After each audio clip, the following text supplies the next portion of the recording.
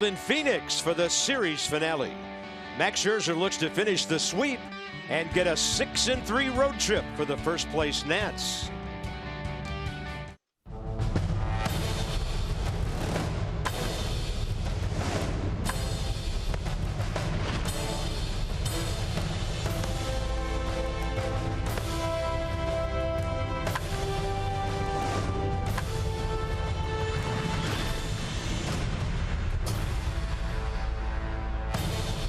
Well, so far so good, ending the road trip. Yeah, the young guys for the Nats have been getting it done, and these young guys want to flex their muscles and get the Nats off to a sweep here in Phoenix. Game 3, Scherzer on the mound, and yeah, he's all fired up, and evidently so are we. Bob and FP, welcome to Chase Field, and great news, Daniel Murphy, second time this year, Player of the Month. July this time, Steven Strasburg, the Pitcher of the Month. Yeah, the Nats have this award all to themselves. They're going to start calling it the Washington Nationals Player of the Month Award. Look what Daniel Murphy's done. 346 average, 18 extra base hits, 23 stakes in 22 games, and then Steven Strasburg, look at the number on the bottom, a 127 opponent's average against in 5 starts. So those two guys dominated the month, and they might get MVP and Cy Young awards at the end of the year. Who knows? Yeah, it could be a big year for hardware around here. Let's talk about some hard balls, the ones that left the yard last night. The Nats pulled out the power. Nothing going on in San Francisco, but they get over here and they hit the ball like crazy. I mean, Wilson Ramos stopped the lean right there to watch that home run. That was fantastic. His 16th of the year. Then Chris Heisey hits his 5th of the year. Low laser out of here. 142 home runs at second in the National League, and then Jason Worth joins the party with his 13th of the year. This team can beat you in so many ways right now. They can beat you with speed, with Turner, Revere, and Defoe. They can beat you with power. They can beat you with defense. They can beat you in a lot of different ways. 24 runs on 34 hits, first 2 games of this series. The batting average great with runners in scoring position. Almost 500. That's ridiculous, and it's a lot of fun to watch. Then you've got Defoe, who's 24, and Trey Turner, who's 23. Youth is being served on this ball club as well, and both of them come to the big leagues and make immediate impacts. You know why they do that, Cart? Because they have a clubhouse that's conducive to that. They know, the veteran guys down there, that young guys can help them win a pennant. So back in the day when you used to haze rookies, that doesn't happen anymore. You make them feel welcome, and these guys are more than welcome. So Defoe has been hitting the ball all over the place. A 3-hit night last night, turned a fantastic double play with Danny Espinosa. Turner all over the place. The kids are all right, and they're a lot of fun to watch. The Nats behind Max Scherzer. More on him in a moment, going for the sweep.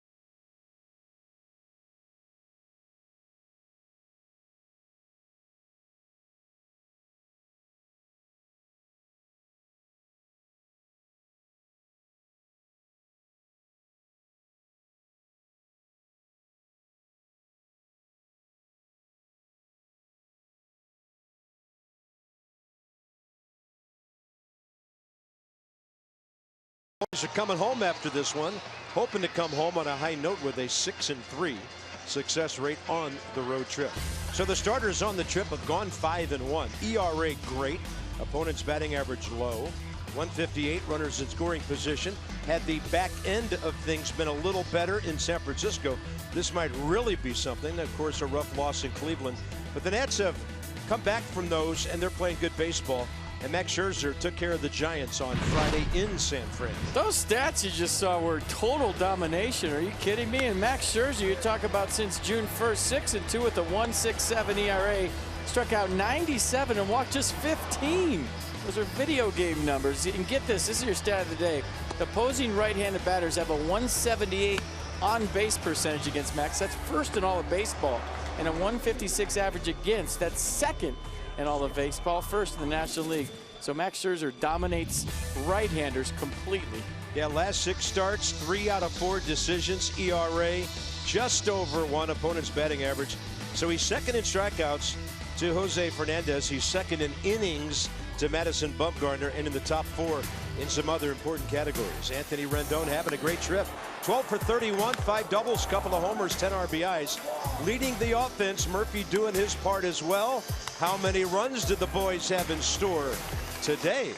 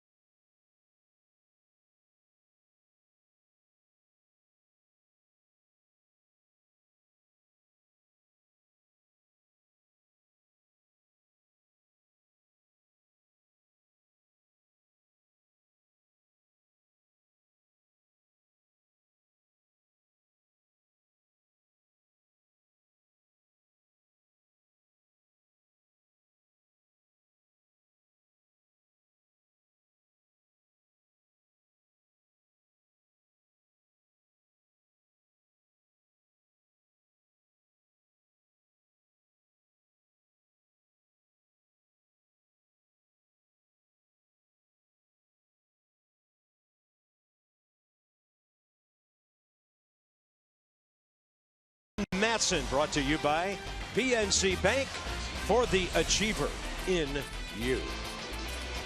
The Redwood Forest. Actually the Sonoran Desert, but we're in Arizona. Baxter got this thing going with Dusty. And so, yeah, go ahead and hug him for the 3rd day in a row. Not working out very well for the Mascots Club. Dusty will take it. The Nats trying to go 20 games over with a win here today. Wilmer Difo, how about this guy since coming back to the big leagues? In this series, 4 for 6, 3 RBIs, 5 for 10 overall in 4 games. Couple of doubles, a stolen base. Just trying to do things the right way at the major league level, and every time he does something, it's a first for him. So Turner back in there. Jason Worth fouled the ball hard off his foot last night. Getting the day off, Murphy behind Harper. Good to see Bryce back in the lineup. Here's 26-year-old Zach Godley.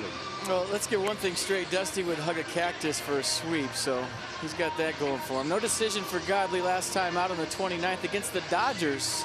6 innings, 3 runs on 4 hits, struck out 4 Dodgers, walked 2. So fastball, cutter, curveball, change. Kind of a short arm guy with a little arm side run into right-handers. And he's a guy that handled the Nats last year at Nats Park. Yeah. The game, 6 innings and just 3 hits, no runs. Here's the defense for the Diamondbacks behind him. Tomas Bourne, Peralta the outfield. Owings, Lamb left side. Drury, Goldschmidt right side. And Tuffy Gozwish behind the plate. Yeah, Gene Segura getting the day off. He's been on base 3 times in the series. There's Tuffy, local guy out of the Phoenix area. Played high school ball here, ASU. And the Nats batting .252, 8th in the league, 4th in runs. By the way, they went over 500 runs for the season last night. They're sitting at 507. Bryce in the series, 1 for 4, 2 walks, 3 runs. hitting in front of Murphy. And here we go with Trey Turner. Mark Ripperger, 7th year in the big leagues, has the plate. Joe West, 39th year, the crew chief. There he is at first. Kerwin Danley, Andy Fletcher. Turner 4 for 11, 3 RBIs against the D-backs. Goes up swinging. We're underway, right on time. 3:40 Eastern. Sizzling outside. Roof, of course, closed here.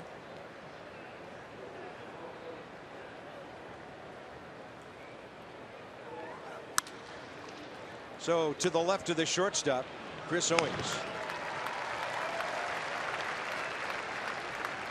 So it's 97 outside, 86 in here. May turn up the AC if it's 86. Number 9, Ben Revere. Yeah, I hope they're wrong about that, but it was 74 last night. Of course, there was a lot of rain outside. Things did cool off quite a bit. Here's Ben Revere, 0 for 2. The Nats have beaten the Diamondbacks now 20 of the last 27 times they played. That goes back to the 2012 season. But, you know, just thinking about what we've seen offensively in this series, this ball club can beat you in so many ways. All of a sudden, speed everywhere, right? With Trey Turner, Ben Revere, Wilmer Difo. You got thump in the middle of the order with, you know, Harper, Murphy, Ramos, Rendon. You have average with Ramos and Murphy. Defense, pitching. This team's set to do some special things, folks. They can beat you in a lot of ways. Down and into Ben Revere, couldn't get it. 1 ball, 2 strikes. Of the starters today, only Harper and Rendon have faced Zach Godley. Murphy in the hole behind Bryce.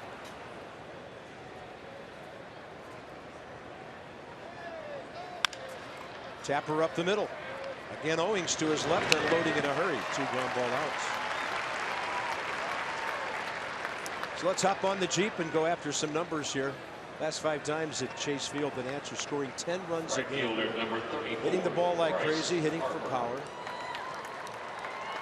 And how about that? Getting an RBI every 4 at bats. That's a little crazy.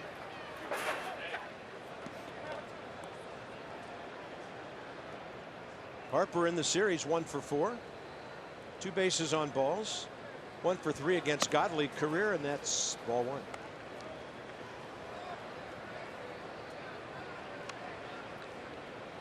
If he feels like getting a base hit, Godley's falling to first. And Jake Lamb's playing shortstop. And if he lays down a really firm bunt into left field, he might even get a double.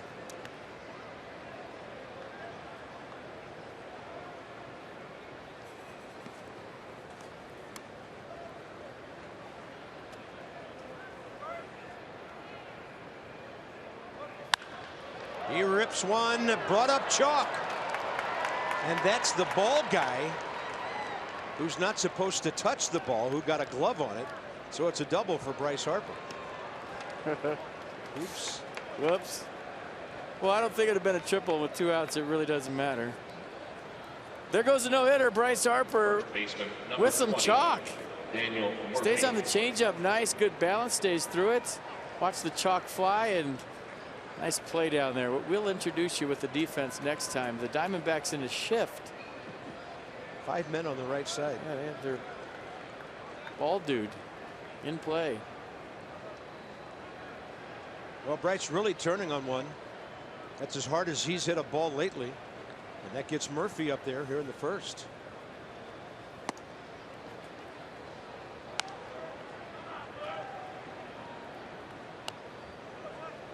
Be shocked if Murphy sees something to hit here. First base open. Rendon having a nice road trip. But this is the guy leading the league in just about everything. Right, and you got a right-on-right matchup on deck, even though Anthony Rendon's hot. Gozowicz sets up low and in. He misses way to the other side of the plate. Ball 2.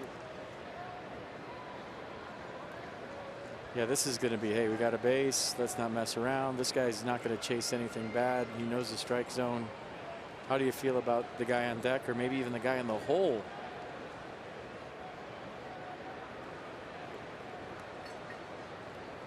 You're going against Max Scherzer. These are the things you have to think of in the first inning.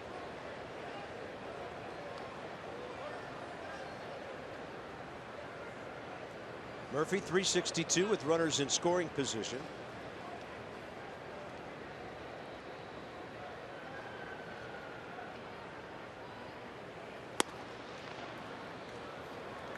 So one more for this pitch around, it appears.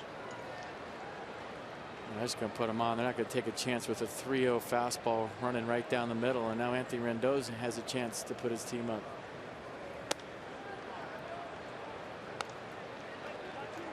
Murphy walks for the 23rd time. He just almost hit himself with the bat. Did anybody see that? He flipped the bat to the dugout in the air. It went up in the air and almost hit him as he was running first. But the pine tar. Did you guys get this? Watch this. Okay, here you go. Take my bat. Got it? Watch out. It's about the only Sorry, thing. Daniel, no style points for that. About the only thing he's done wrong all season. Not a good bat flip on the walk. Hey, if I was a bat and the guy's hitting 356, I wouldn't want to be thrown out of his hands either. Oh, that was great. Rendon in this series 3 for 9, 4 RBIs, 3 runs, a walk, having a great road trip.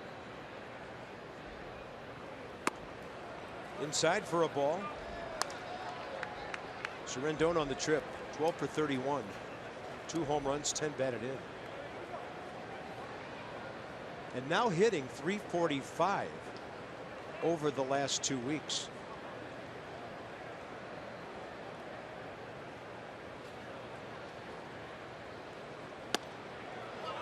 It's a big breaking ball. Front door got the edge. Mercedes-Benz will track it. Yeah, pretty good curveball right here by Godley. Backs up a little bit. Good frame by Gozwish. Danny Espinosa bumped up to the number 6 spot today. Defoe, Severino behind him.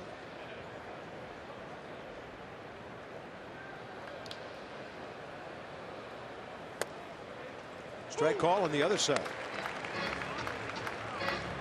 All right, so pretty good curveball by Godley. One on one side, one on the other.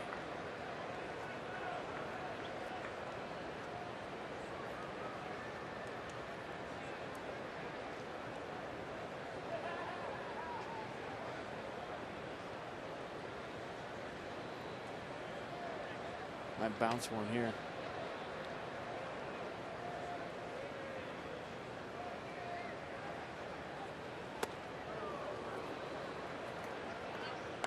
And most guys with good curveballs, if once they throw it for a strike and they've established that, they'll throw it shorter and make you chase one in the dirt or try to chase one in the dirt.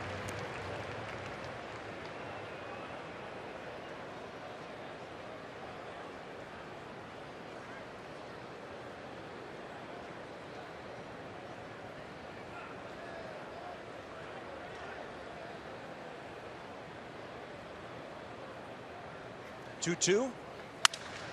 Busted bat, ground ball right side, and that's Brandon Drury taking care of Rendon. So the Nats get a double from Harper, a Murphy walk, and now Max Scherzer sort of coming back home.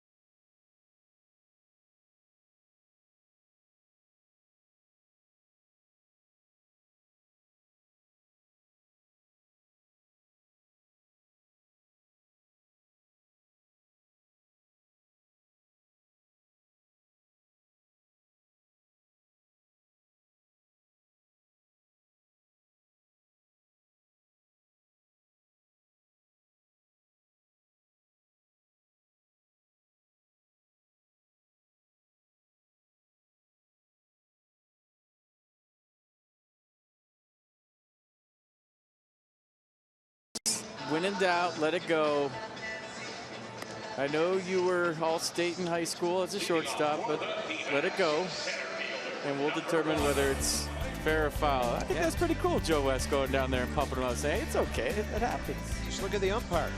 If it's fair, get out of town. Here's Yasmani Tomas batting 6th for the D-backs, 2 for 4 with a homer last night in this series. His last 9 starts, he's 15 for 35. Chris Owings, who's had some success against Max Scherzer further up in the lineup. It's Lamb and Goldschmidt every day in the 3-4 spot. Here's Max, 4th time against his former team, the D-backs, who brought him to the big leagues. And second in the National League with 187 strikeouts. Went 7 strong against the Giants on the last time out. For the 4-1 win, 7 innings, 5 hits, 6 strikeouts, 2 walks, 111 pitch effort. Fastball last time for Max, averaging 95 miles an hour, and it was the story. Stop the D-backs in the first inning. You have a chance to beat them. They've scored first inning runs in 13 of their last 15 games. Hitting .384. Michael Bourne, 7 for 28 career against Max. 2-0 pitch, and evidently that must have been high.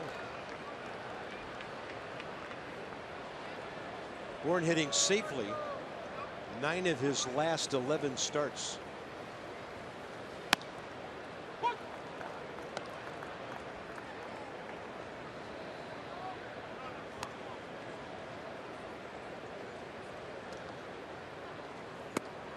Outside, leadoff walk.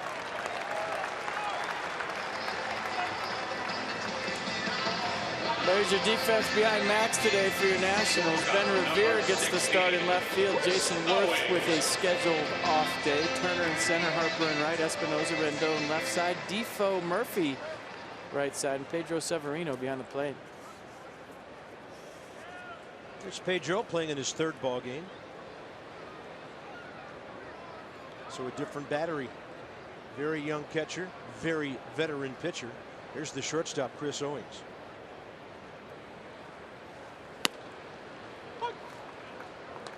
In this series, 3 for 8. Career against Scherzer, 3 for 6, 2 RBIs.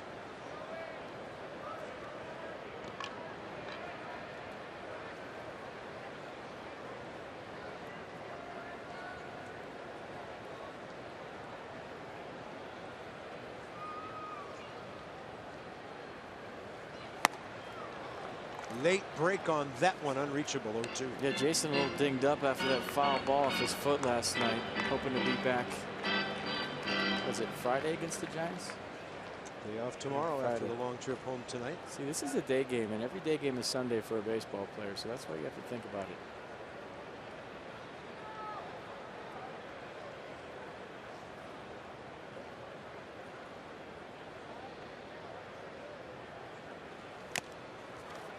And a foul tip. It did look like he smoked it off his foot last night, but man, if that hits you in the wrong spot, it can buckle you for a while, swell up. We watched him limp off the field last night and then go back down the dugout. Dusty Baker said hang with him, get some ice on it, and hopefully we'll see you on Friday.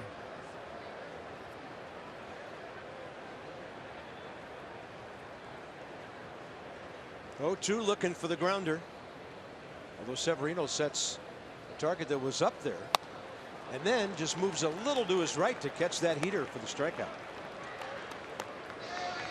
Max Scherzer, number 188. A fastball away, perfectly placed. A little cut to that, maybe. I'll put that down as a cutter the way it moved away from Owens.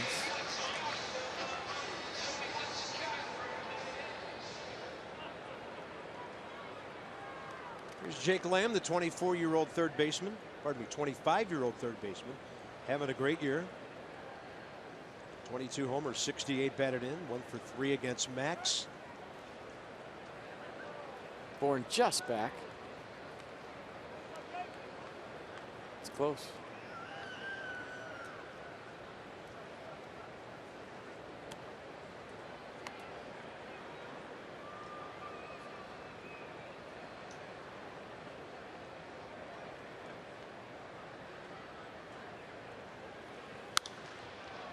This one left field in the air. Rendon and Revere And Ben Revere drawing a beat on it with a one-handed grab, 2 down.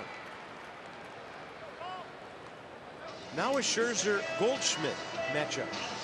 First baseman, number 44, Paul Goldschmidt. It'll be an interesting matchup. Max likes to go fastball slider combination away to righties. Very rarely does he try to jam you with a two-seamer in, and Goldschmidt likes to get extended and has power the other way. So how does Max attack Paul Goldschmidt here?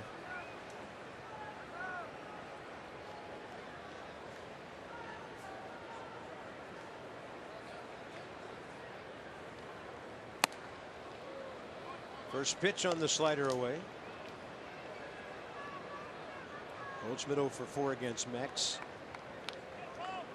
Third most walked batter in the league. Third in on-base percentage. 8th in RBIs.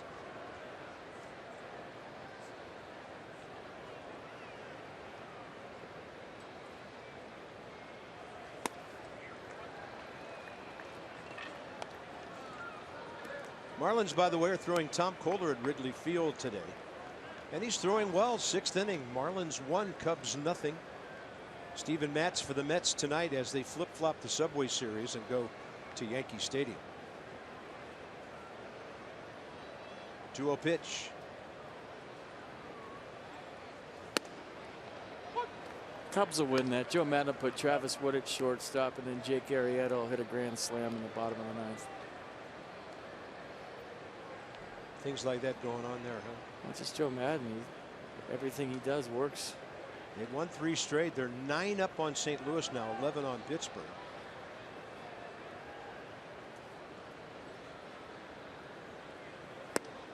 Keeping the ball down, and Goldschmidt unable to reach it. 2-2.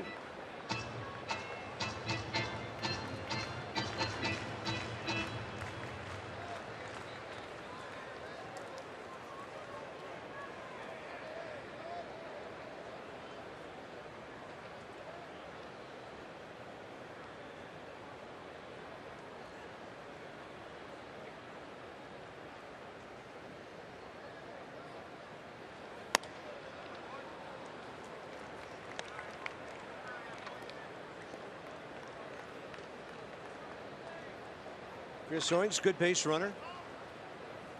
Murphy will keep him close as the 3-2 pitch gets ready to happen with 2 outs.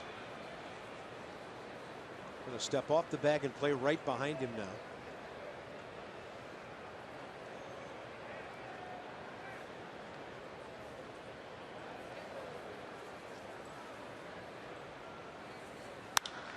And a high fly to deep center. Trey Turner in front of the 407. Sounded like it was going farther than that. Diamondbacks get a leadoff walk and strand their first runner.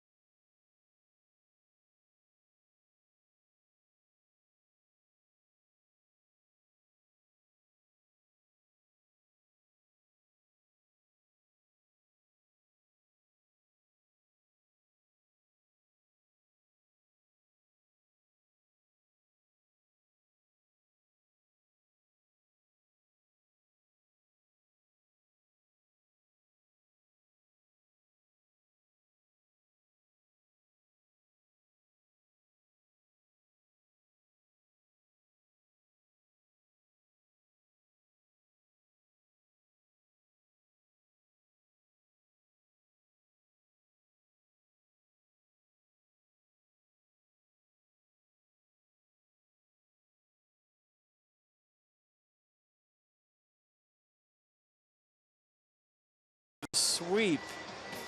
You can sweep some Cedarita tickets presented by Anheuser-Busch on sale now, or Anheuser-Busch. There probably is an Anheuser-Busch, but you want to be under it, not on it. Receive an upper gallery ticket and free beer for a Rita product starting at just $21. Some restrictions apply. For all the details and to purchase your Cedarita ticket, visit nationals.com/Rita.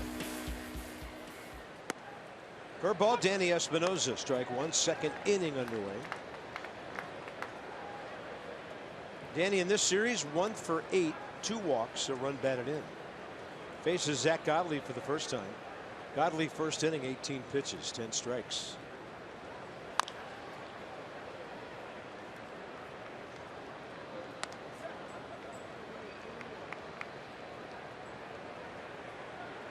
There's star last night's game, Wilmer Difo.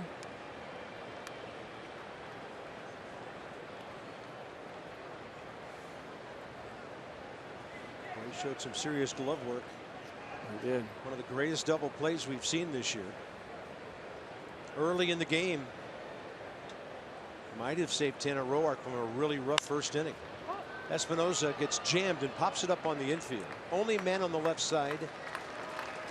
That's the shortstop Owings. Well, in case you missed it last night, maybe you were sleeping a little earlier ball game today. Bases loaded, nobody out. Wilmer Difo with some defunts. And then 3 knocks. Infield single, bullet up the middle. That one had an RBI attached to it, then another bullet up the middle. And he really had 5 great at-bats last night with 3 hits.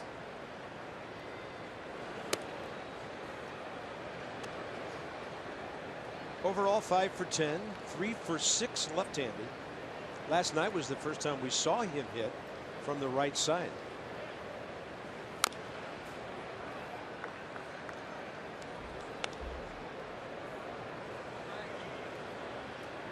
You don't know the Diamondbacks team eye doctor's name by any chance, do you? You asked me that 2 nights ago after we looked at his name for 8 innings. It's Dr. Schwartz. Come on. All right. Thanks. My glasses are a little scratched.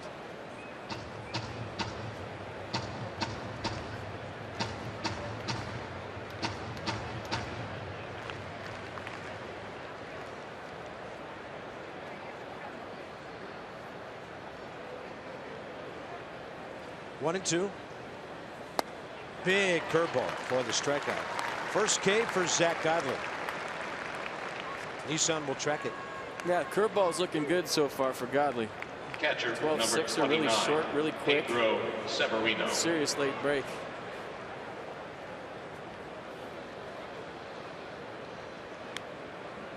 Pedro Severino 1 for 4 in 2 games last year. And now at the big league level, 3rd game this season, 1 for 5.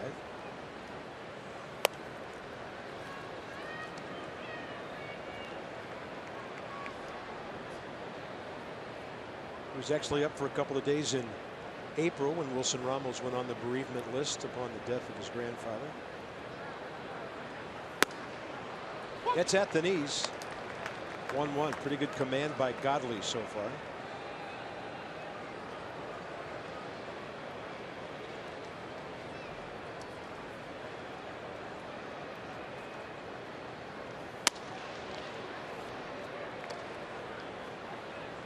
From Bamberg, South Carolina, pitched at University of Tennessee. Originally drafted by the Cubs.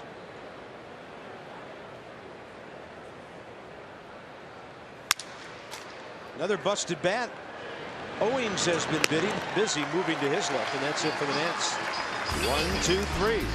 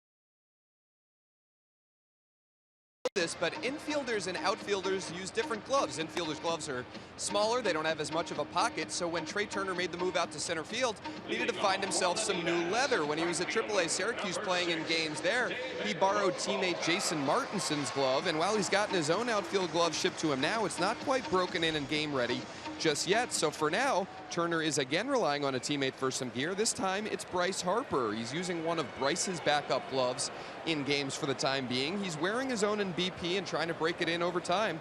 But for now, 2 of Bryce Harper's gloves getting some game use out there in the outfield, guys. Interesting, Dan. Thank you. With our Coons.com sideline report. Over 2 million vehicles sold and counting. All right, so how long to break in a glove before you can really feel comfortable with it? Well, it depends on the brand. First of all, some gloves are already kind of pre-broken in. And you don't like those kind because they don't last long. The ones that take a couple of weeks to break in, they'll last you a year or two. The ones that are already flimsy out of the box, well, you can use them in the game, but they get too flimsy too quick. So I guess it just depends. And it's also personal preference how you like them. Some guys like the gloves stiff. Some guys like them a little bit more loose.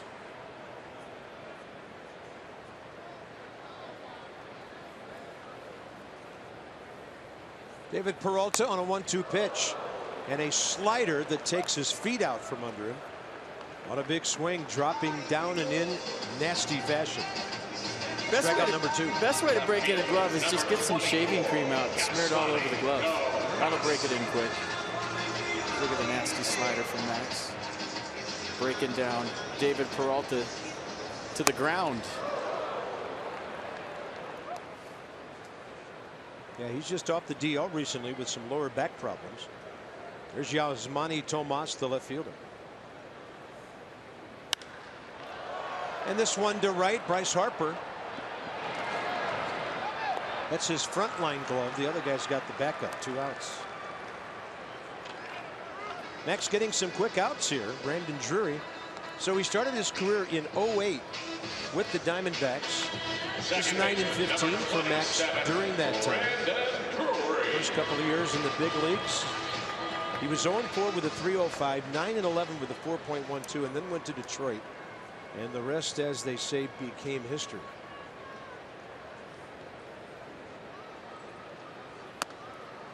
Three-team deal. Diamondbacks, Tigers, and the Yankees. It involved Phil Koch, Austin Jackson, Ian Kennedy, a whole bunch of guys. But obviously, as it turns out, the big prize of that deal, the man on the mound. Mike Rizzo drafted Max Scherzer. First round, 11th pick overall in 06. Not long before his trip to DC.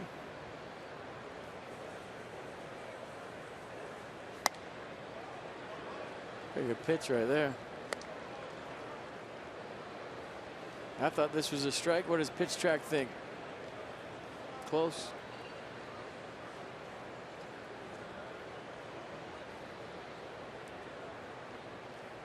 Two and one. That's got some run back to it. Cubs have scored to tie the Marlins. 1-1 game, 6th inning.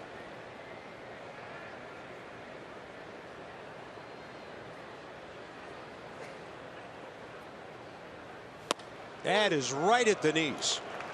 Drury unable to pull the trigger. 2 Ks for Max in the inning. 6 in a row retired, and that was a 10-pitch bottom of the 2nd.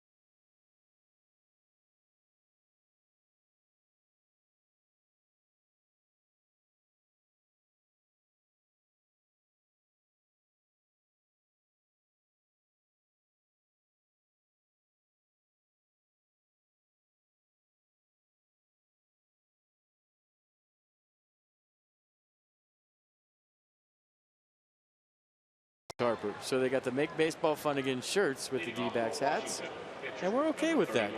Top of the third, no score from Arizona. Join the Nats in honoring the United States Coast Guard on Friday, August 5th at Nats Park, part of the team's series of military branch days that's delivered by UPS. Visit nationals.com/tickets for more information.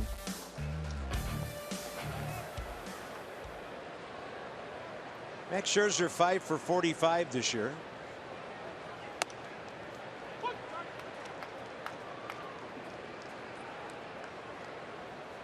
The reruns bedded in.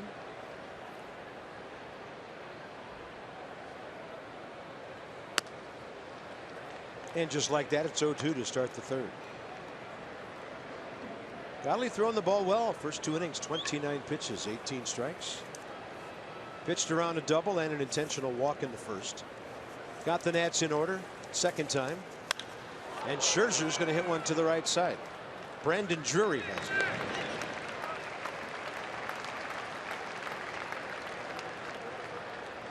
First time through the order. 1 for 8 with an intentional walk. Center field. It is 76 in there, not 86. They announced it wrong.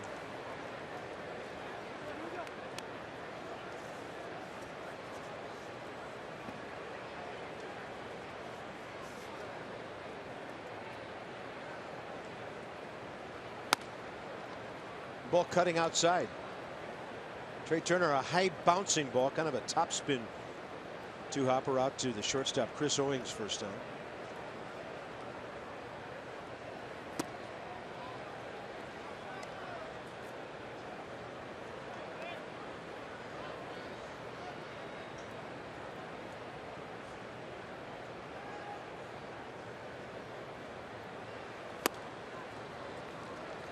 I think as Trey Turner matures in the leadoff spot as a major league hitter, he's going to learn opposing pitchers, opposing catchers, what they want to do to him, and he's going to be more confident to go deeper into counts and maybe work a count. You know, right now he's up there, he gets to 2-0, he's hacking, sometimes 0-0, which is fine. I mean, he's getting the job done. There's more than one way to skin a cat, but when he gets older and he starts knowing what's coming and what they're going to do to him, then he'll have more confidence to go 3-2 and start working some walks. 3-1 here, and he goes deep to left. See you later. Look where that lands. Trey Turner's second big league home run, first this year. Unbelievable how hard he hit that ball. And the Nats are on top in game 3.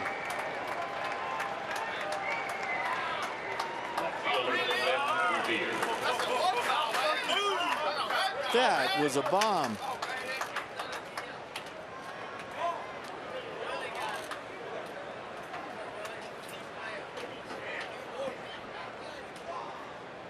Wow. Here's Ben Revere with 1 out. Now if these two go back to back, this will really be something.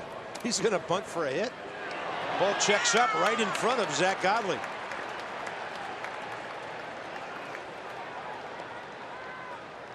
Hey, we got to see that home run again, right?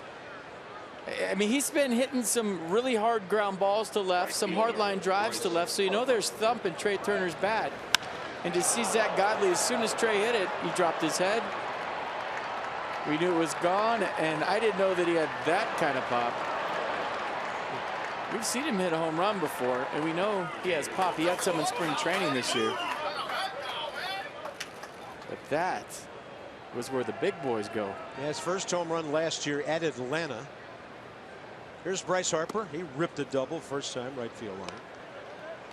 Turner went deep. September 29th, leading off the 6th inning against Matt Whistler. A home run to left field at Turner Field. Did you see how far that went? 451. Yeah, it almost slammed off the green back wall back there. The balls aren't hard this year. No. So the Nats score a run for the first time against Zach Godley. It was in his 9th inning of work against them. He just hit a Trey Turner just hit a ball 451. That's impressive.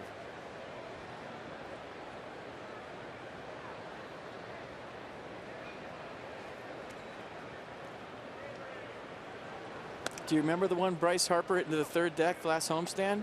Guess what the distance was on that one? 451.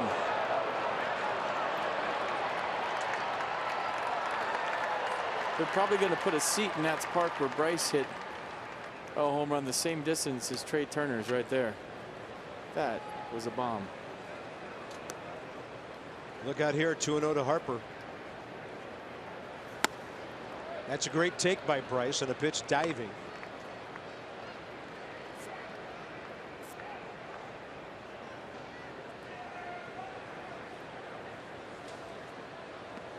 Murphy expecting a fastball at the belt. Losing a little weight. Going to the next notch down. It's about that time, August. Bryce Harper takes a strike on the outside edge. Thought he had walked. That's not a strike.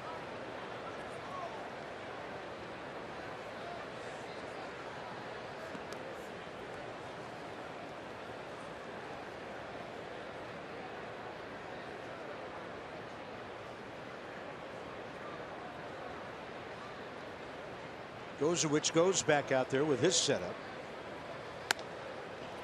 And Bryce is going to think he walked again. Now it's 3-2. Same exact pitch, right?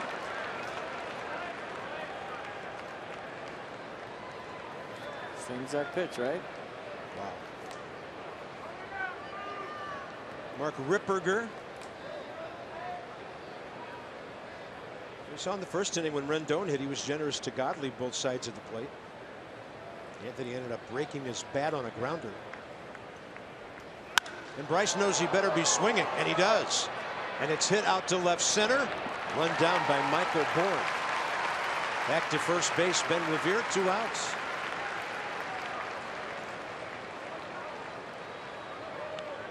First baseman Daniel Murphy. Murphy now.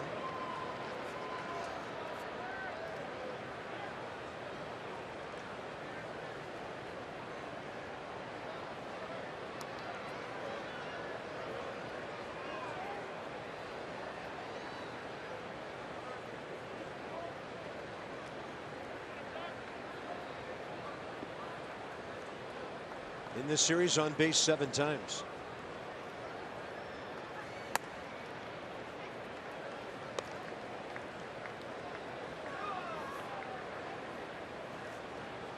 In case you're just joining us, Daniel Murphy did not, I repeat, did not get a hit his first time up.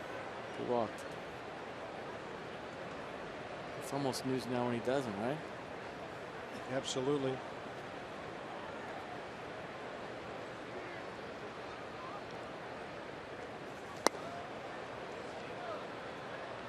Player of the month for the second time this year.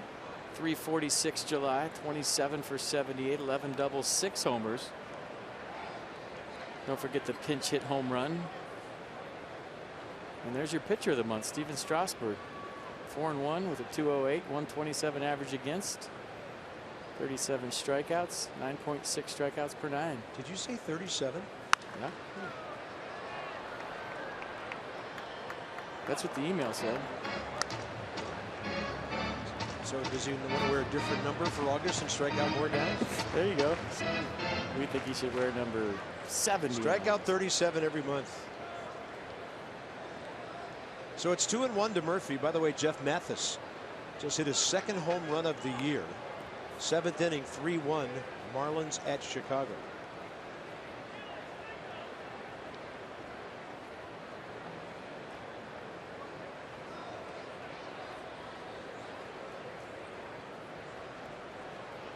Target in.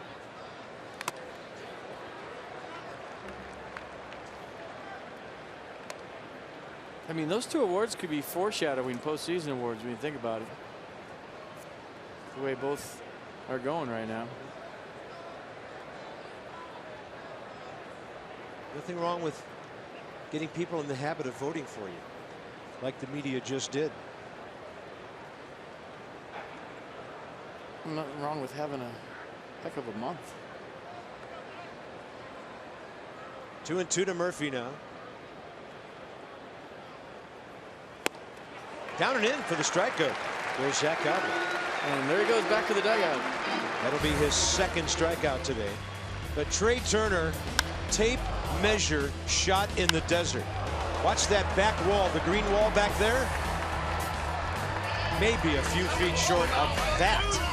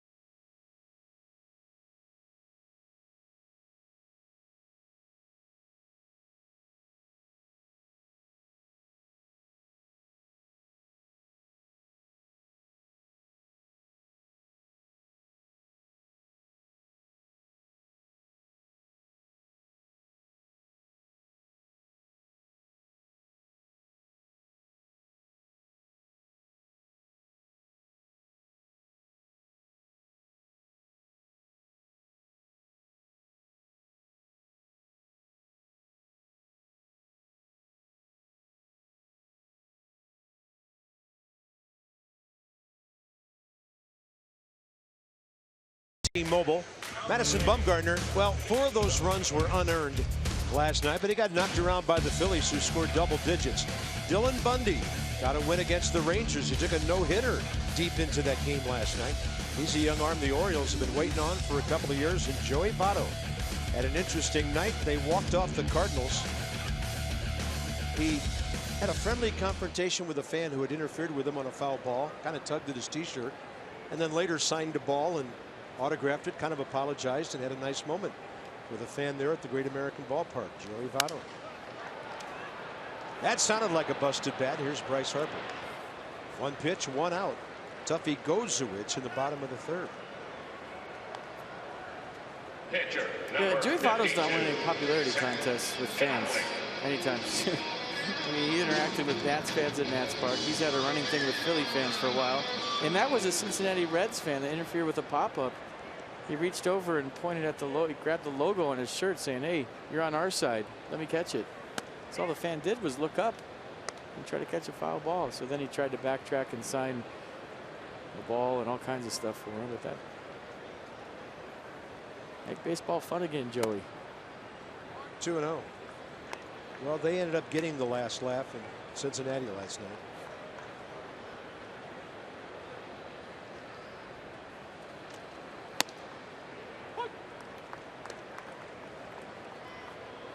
Young hitter named Scott Schebler hit a walk-off homer and did one of the biggest bat tosses of the year. That ball's going to the other side. Max Scherzer collecting some quick outs here. Defoe takes care of that. Godley out. And that's 8 in a row for Max since he walked Michael Bourn to start the game. So Bourn back in there.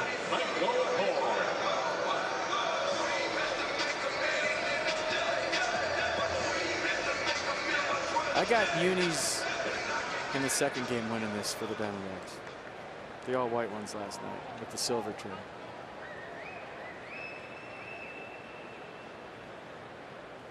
These aren't bad, though. Kind of a brick red color they went to a number of years ago.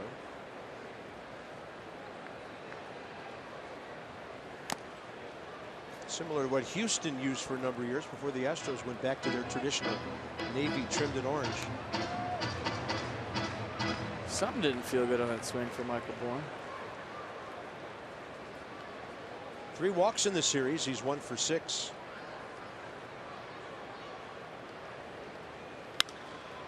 Max Scherzer really turning one over on him, and Bourn did well to get a piece of it.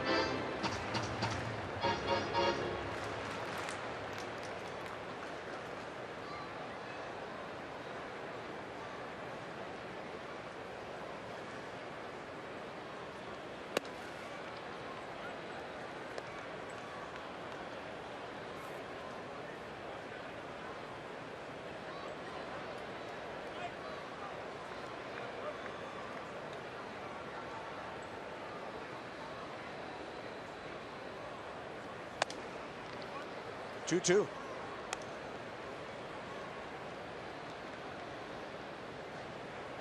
Pedro's first time catching Max Scherzer.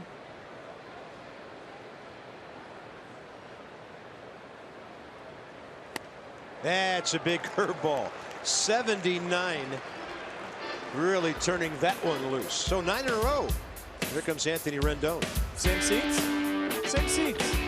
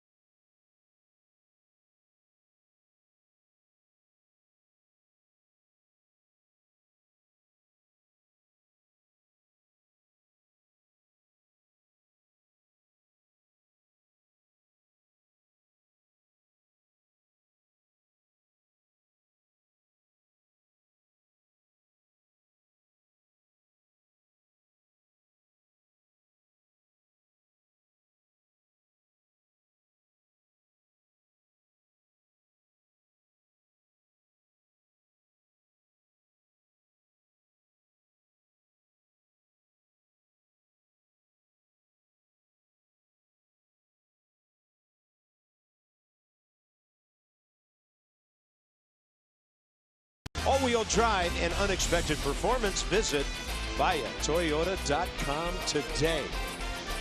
To take you right up that hill. Probably take on Camelback here in town and get you right back down to the ballpark. Now that is some kind of sight line from up there. That's too high. They've got one of the biggest upper decks in all of baseball here. It's quite steep. It's a big ballpark. Seats 48,725. Anthony Rendon bouncing ball first time up.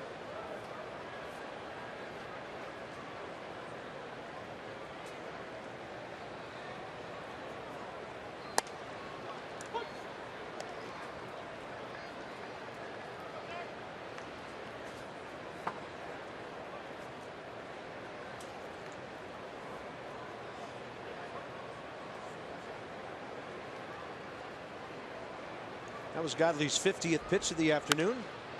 Anthony Rendon on a play.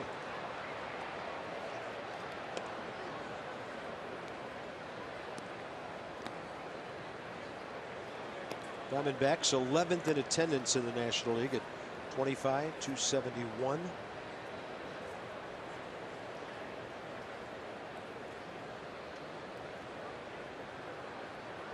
So tough when you're 17-37 at home. It's a two-hopper. Jake Lamb figured I better charge that thing instead of laying back, and he gets Rendon. For the achiever in you, PNC, and when you have insight, you know how to handle your finances with confidence. So the Auburn Double Days featuring Tyler Watson right now, the 19-year-old lefty. Great ERA. 56 strikeouts in 50 innings. Then one step a little higher at Hagerstown, Joan Baez, the right-hander, 5-3, and he has 60 strikeouts his last 10 starts. It's all brought to you by PNC Bank. For the achiever in you. Off speed to Danny Espinosa. He popped up to short first time. 1-3-0 Nats, nothing across for the Diamondbacks. Difference in the game, the monster home run last inning by Trey Turner. You know, sometimes in the minor leagues, you're just blowing in the wind.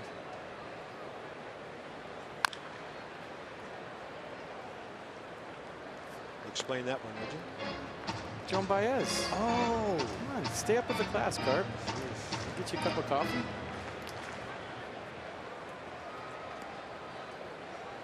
well, he's finding some answers.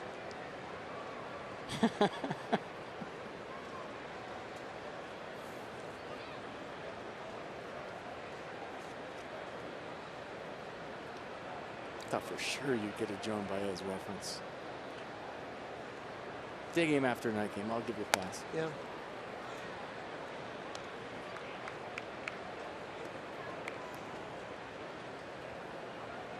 A little more to the rock side than the folk side back in my day. You were a hippie.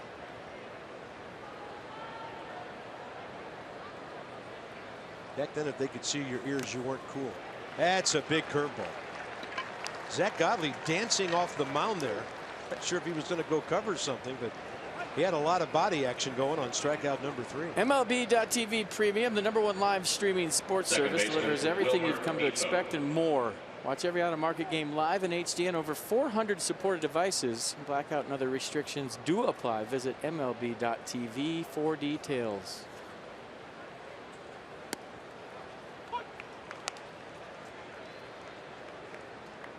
Godley dropped that ungodly curveball on Defoe first time. 12-6 on that thing.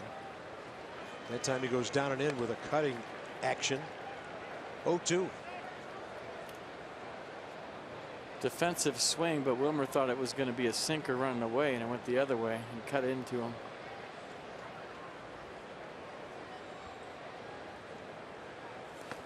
Yeah, they wanted that one in the dirt, and that's where it ended up. Tuppy Gosewicz steps out into a throwing lane. Zack Godley is all over the field, running around. He beats everybody to the dugout.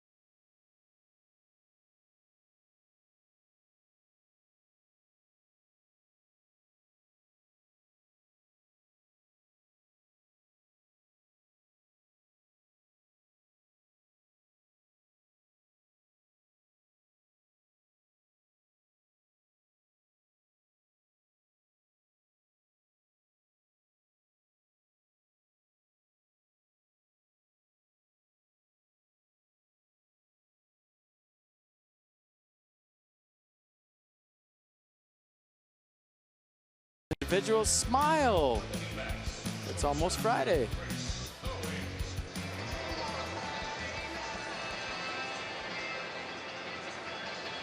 Yeah, the guys having fun at the yard today, making baseball fun.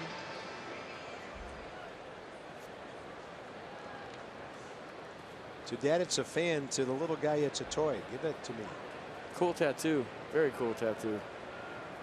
Owings, Lamb, and Goldschmidt, bottom of the 4th.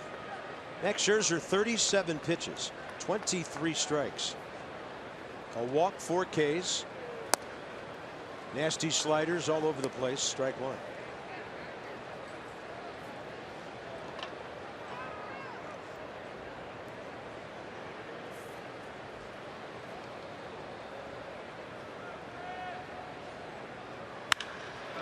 Ball rocked to left and grabbed by Ben Revere. Couldn't hit it any harder than Owings did. And Ben Revere able to grab it for the first out, 4th inning. You might want to circle that one. Ben Revere with a nice play. And even though it's a day game, there's no glare here. The roof is closed. You really don't have to worry about losing a low line drive and some white T-shirts, but still a nice play by Ben Revere. Next up is Jake Lamb. Hit a fly ball to shallow left for Revere first time. Strike one, low in the zone from Max Scherzer. That play would have been a whole lot harder in San Francisco in the day game. Still a good play.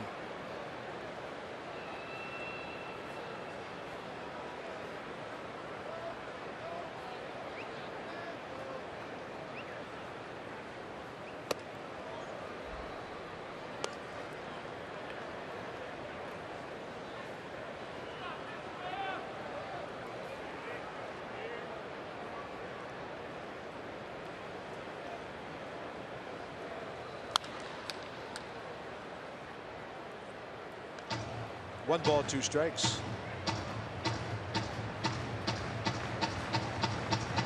Where Steven had success with Jake Lamb on the fastballs away, kind of that two-seam fastball running away in the outer half.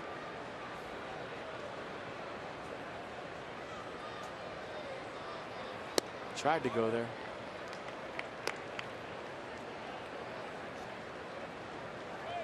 The thing Pedro Severino can relax about today is Max calls his own game. You're just putting down suggestions with your fingers. He's not afraid to shake you off. He knows what he wants to do. See that? Third choice.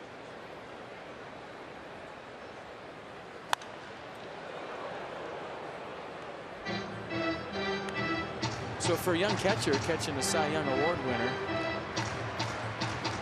that's comforting. Okay, you call your own game. I'm just going to tell you what I think, and I'm not offended if you tell me what you think, and here we go.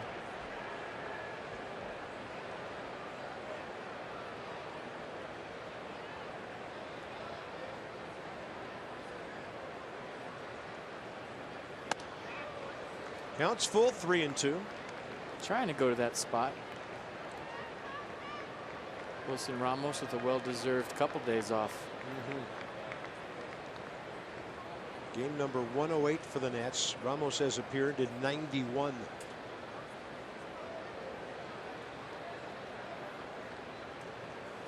Swing and a miss on 96. Ending up off the plate. Jake Lamb unreachable. So Paul Goldschmidt, one of the harder hit balls here today. That and Chris Owings, the one you just saw. But here's the sequence between these two last time up. First pitch slider away. Then he tried to dart the fastball in the outer half. A little frustration for Max, but then he runs it back at 94. Back to the slider away. So 2-2 count. Fastball off. Then he goes 3-2. Fastball up, and Goldschmidt hit it high and deep to center field. Had the sound, but I think he just got under it.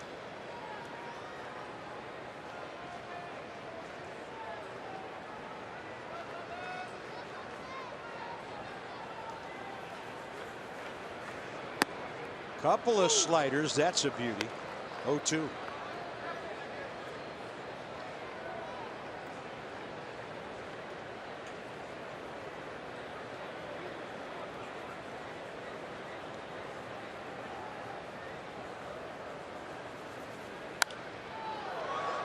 Got in on his hands with a fastball. I'll tell you what, Pedro Severino gives you a nice target. Spreads out wide, gives you that mitt wide open. Gives you the good frying pan look, so you have something to focus in on if you're a pitcher. Some catchers give better targets than others when you talk to pitchers.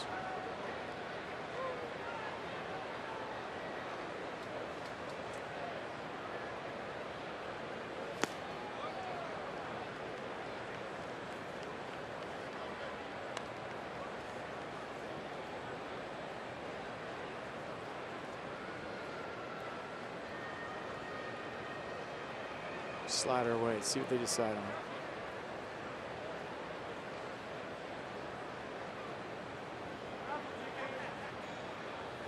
Change up. Wow, straight change, straight down, huh? 2 more Ks that inning. 6 in the game for Max Scherzer. A walk to lead off the game, and since then, 12 up, 12 down.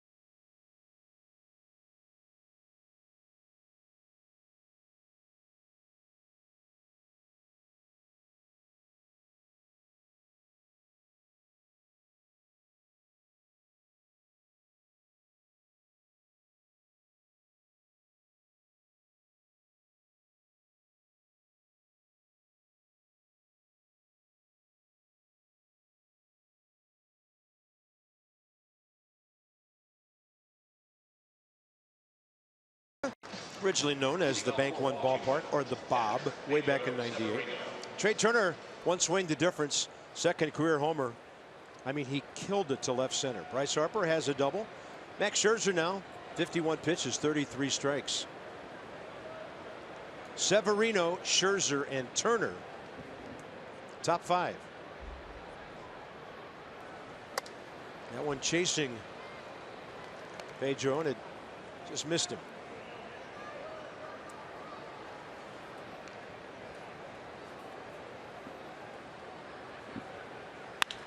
Pulls it, base hit.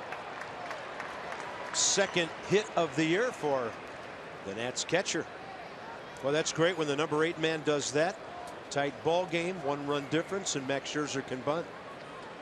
It's also great when your number 8 hitter, who's a catcher, can run, and Severino can run. So a little easier sacrifice scenario for Max Scherzer here because of the speed of Severino. That was his 3rd big league hit. Scherzer 7 sacrifice bunts this year.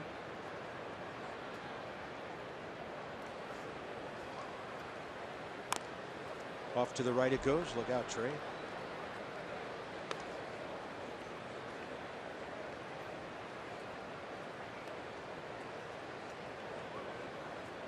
Marlins have now added another run and lead 4-1 at Chicago, bottom of the 8th.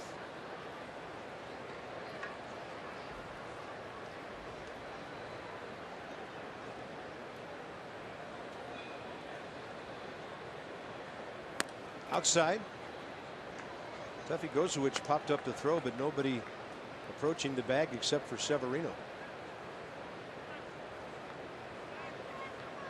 Well, there he is. Until his last at bat, he'd done everything but hit it out of the park. And boy, did he.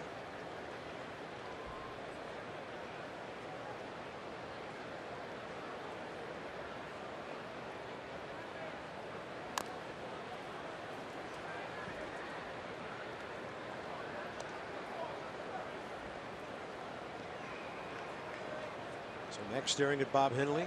Bob Henley staring at Dusty Baker. Getting a sign from the skipper, relaying it to Max.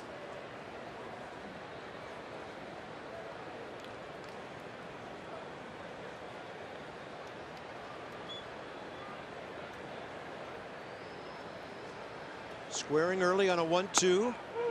Pulls the bat back, and that's a called 3rd strike. All right, well, I want to see it again. I'm pretty sure you want to see it again. Let's go back to the 3rd inning. 451 feet of greatness. Look where this lands.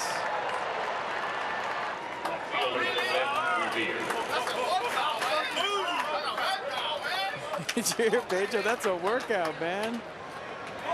That's a workout. Well, almost takes off the helmet. So Trey 5 for 13 in the series. He now has 4 RBIs here in Phoenix. 24 hits and 73 at bats. 19th game this year.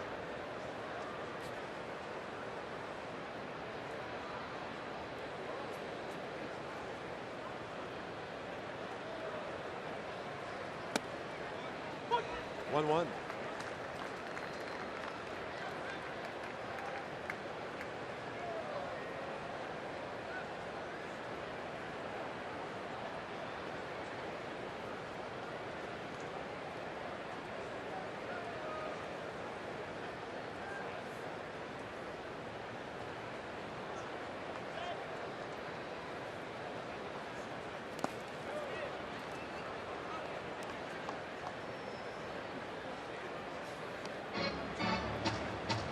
Good lesson for you younger players. If you ever facing a guy with a nasty curveball and you're on first base, look for that thing in the dirt. It's an easy way to advance 90 feet. Especially when it's a hard, sharp curveball.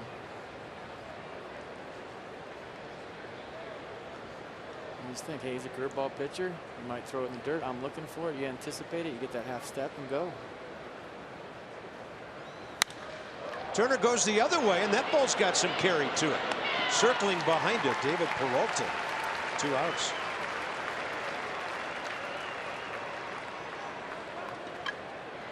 Well, nice adjustment. Probably wasn't going to see anything to pull after going deep last time up. A little cutter from Godley. He just stays on it, rides it to right. Good at bat. Yeah, that tells you a whole lot more than a rollover ground ball to shortstop, doesn't it? Just made the adjustment. Revere bunt base hit. Bunted it straight down. It bounced up in the air and then checked backwards in front of Zack Godley.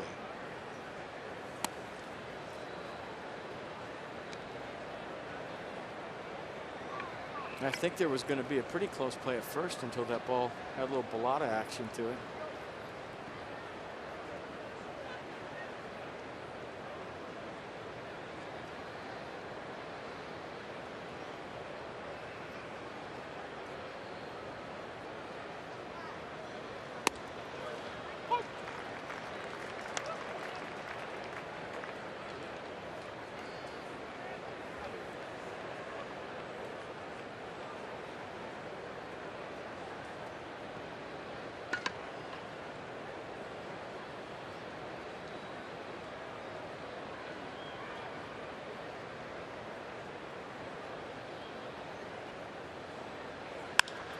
And Revere in the air to left. Yasmani Tomas right there. Base hit to lead off by Pedro Severino. He was stranded. Nats have left Ford today halfway through. 1-0.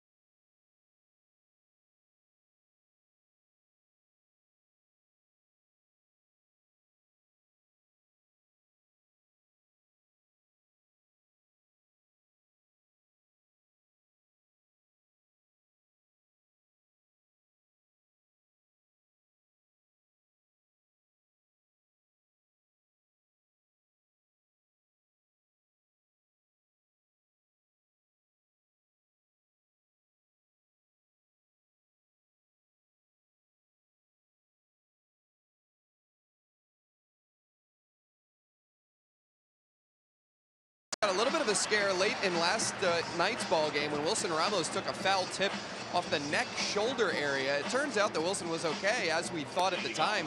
Just broke a necklace that he had on. But talking with a couple players after the game about Wilson and the ability that he has to play through pain, he's gotten a number of foul tips off of various parts of his body this year, and he keeps on going. Tanner Roark saying last night that is definitely noticed in the dugout and inside the clubhouse. His teammates love the way that Wilson has been able to play through pain. Tanner says he's out there hitting above 330 and taking foul tips every single night. He's a warrior. They call him the Buffalo for a reason. So Wilson not letting those various tips affect him at all. He's still going out there and performing every single day. Yeah, as we mentioned, Dan, 91 games played of the Nats' first 107. Yeah, everybody at home get in a catcher stance for 2 hours and then see how you feel tomorrow. That's what Wilson Ramos does every night. So just imagine how his legs feel. Take all the foul tips out of it. Imagine how his legs feel in August.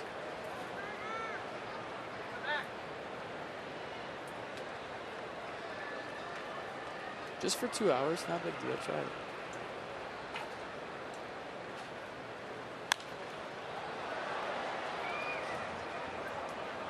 Well, over the years, catching has always been called the quickest way to the major leagues. But it might be the hardest way to stay. Man, it just takes it out of you. All the stuff Dan talking about.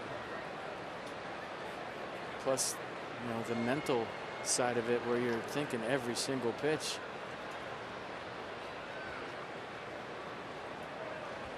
Oh, 2, and that is close to running back to the inside edge on David Peralta. Mercedes-Benz will track it. Well, you don't see that too often from Max, the swing back to lefties, but I thought he just executed it well. Didn't get the call.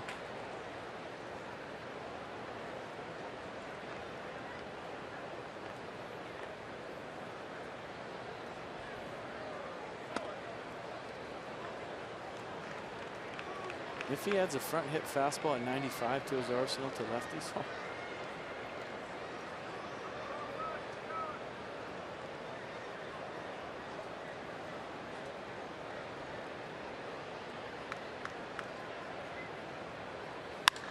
On a 2-2 pitch, it's drilled the other way.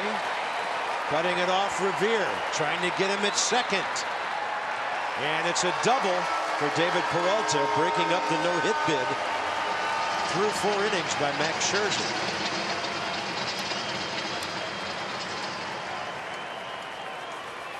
So didn't get the call on the front hip two-seamer, extends the at-bat, and Peralta got a fastball with maybe a little more plate than Max wanted. Nice piece of hitting by the Diamondbacks right fielder for the first D-backs hit. Leadoff double here in the 5th.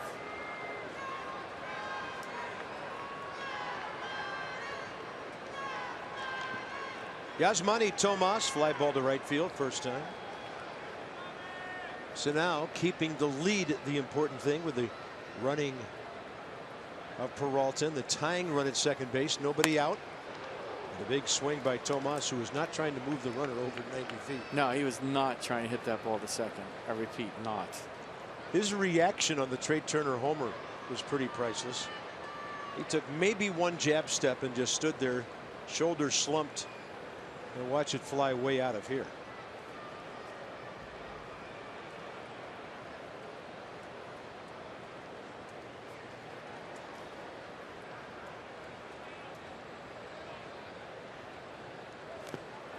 And Scherzer now, knowing he's swinging so aggressively, just buries one for strike 2.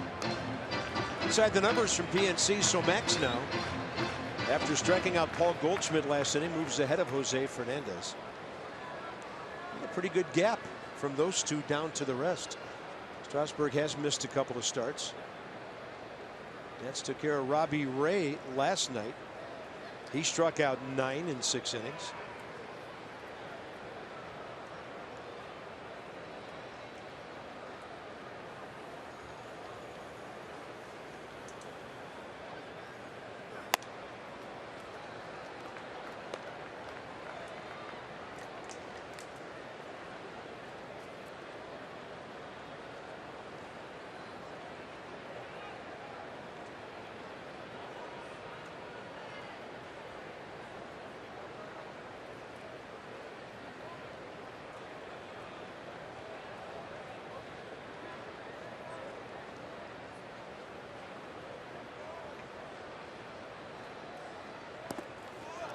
That ball gets away. Severino pounces, decides not to throw, with Peralta almost at third base already. Well, good no throw by Pedro Severino. Blocked it. It just kicked a little bit too far toward the Diamondbacks dugout. Looked like it might have been a curveball in the dirt. And now the whole at-bat changes for Yasmani Tomas. Instead of moving a runner, which it didn't look like he was trying to do, now he's trying to drive him in without a hit.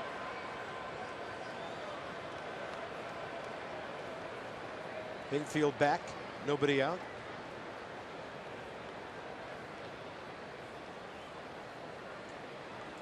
Swing and a miss. Max Scherzer, number 7. Got him out without throwing anything close to a strike. Now we'll see if the infield does come in a little bit. Nasty slider here, and obviously Tomas didn't pick it up. And a National League strikeout leader needed one there big time, and he got it. So now with Drury, not the power hitter that Tomas is, infield in with 1 out.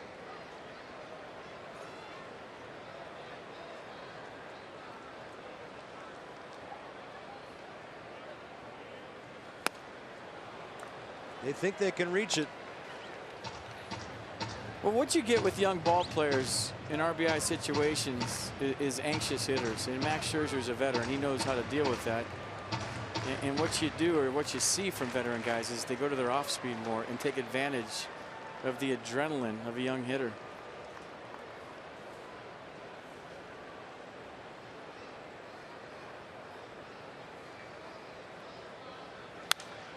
Fastball up, and it's popped up.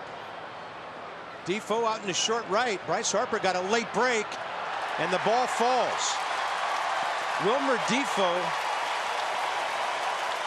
didn't have nearly as far to go for that ball as Bryce Harper did. And Bryce did everything he could.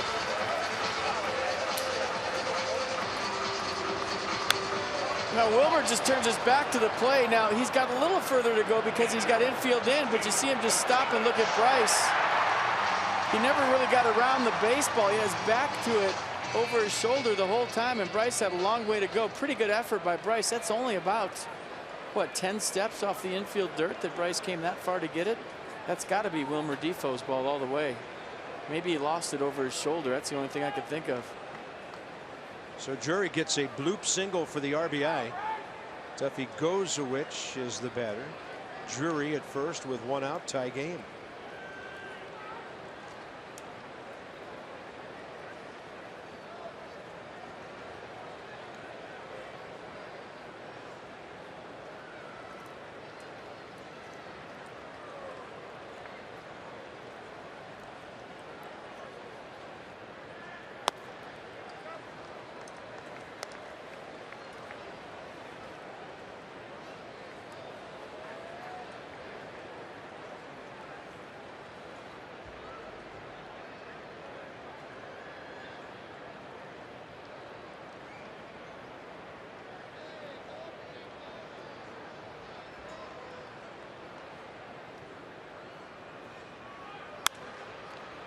And this one lifted. Rice to his left, approaching the line for the second out.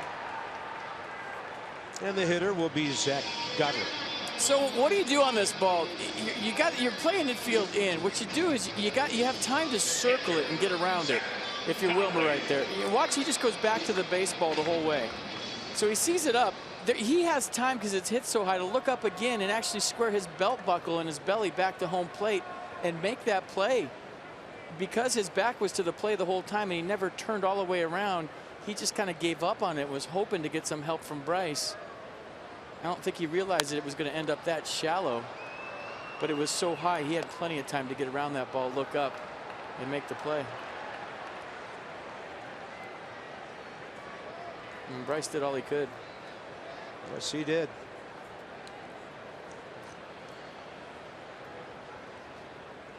Oh, 1 to Godley, who had a bouncing ball to Defoe first time up.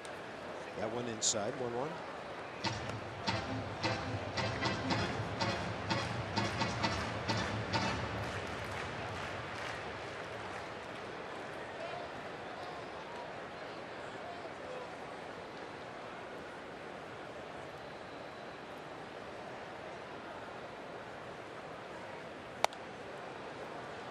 And the untouchable slider for 1-2.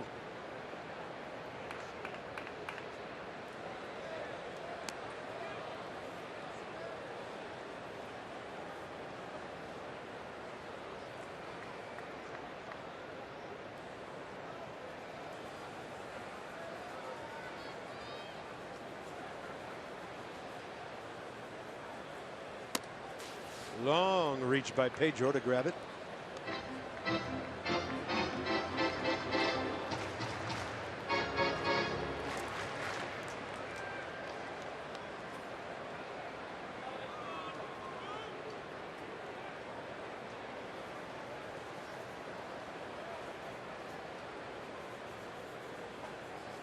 Pitcher to pitcher, 2-2 count. And Godley gets a piece of it. Pop fly for Anthony Rendon.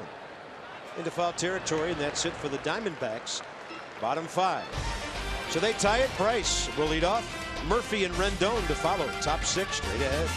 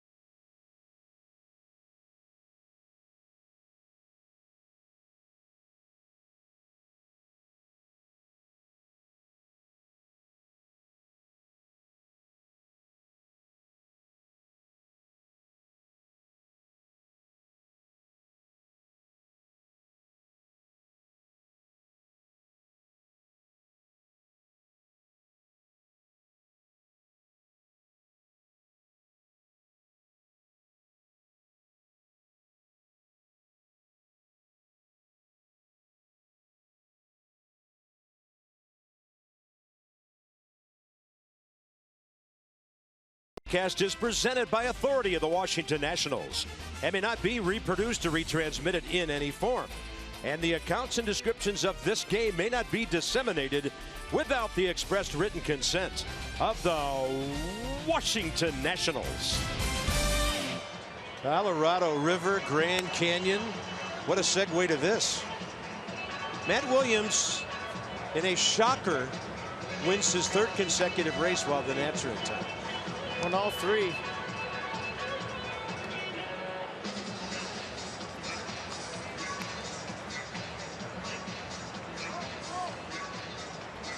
I think baseball men right there, Matt and Chip Hale. I think that those were rigged. Those races were rigged. Really? Yeah, I think so. What makes you think that? I don't know.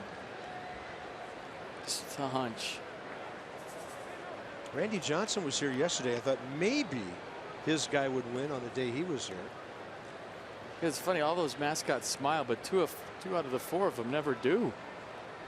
I don't think I ever saw Randy Johnson smile. I heard he's enjoying retirement, though. That's pretty cool. Yeah, I don't think he ever smiled, ever. He was mean, boy. He intimidated you when you stepped in the box.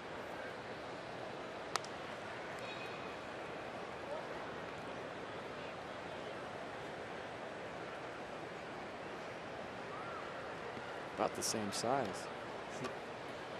2-0 to Harper. Bryce doubled on the right field line. Fly ball to left center.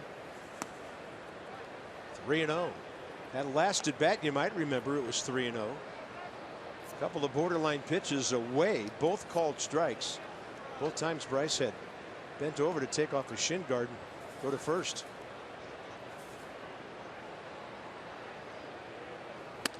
So he was pumping on that one.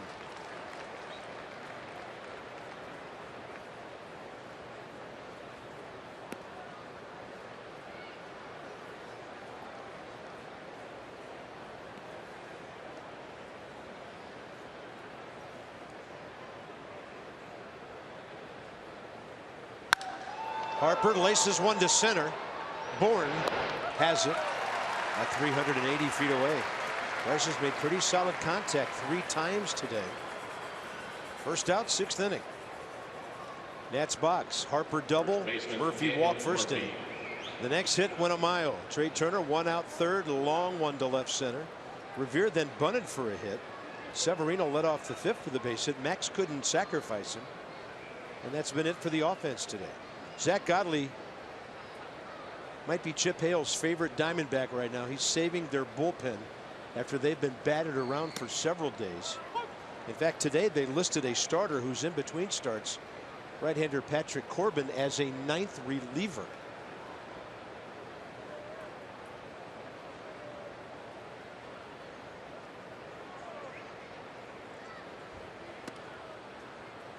One to Murphy.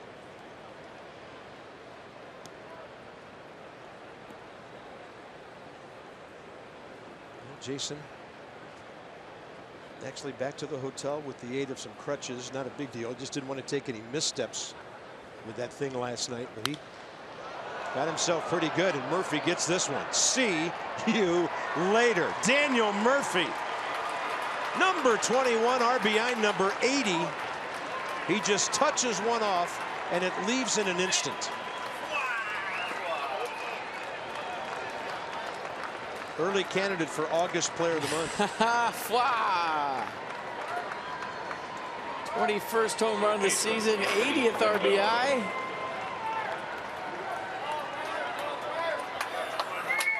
First career home run Godley has given up to a left-hander. How about that?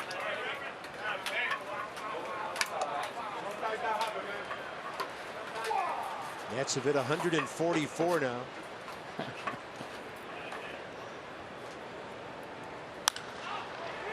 That one is going to fall in left center off the bat of Anthony Rendon. Back-to-back hits for the 2nd time. So check out the home run again. Put the Nats ahead 2-1. Daniel hits Murphy. Shortstop. That's just his turbo zone right there. Down and in. He's on top of the plate. If you don't get it in there, you're going to pay. And the Diamondbacks just did 80th RBI for Daniel Murphy. Jason Worth, I've seen that one before. Golf clap. That's just Murph being Murph, and there's the ball.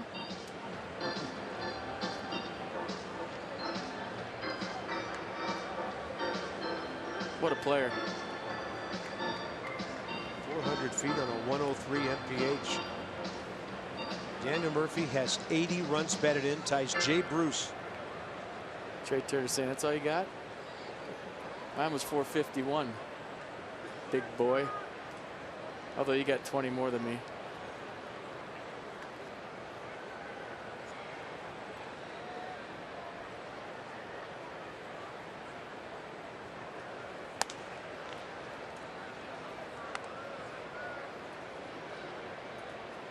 When Danny was locked in that series against the Reds, and for that couple of week period, he was really using the whole field. You know, we saw some far home runs and we got excited. Murph talking about his tater, what he's looking for, what zone it was in.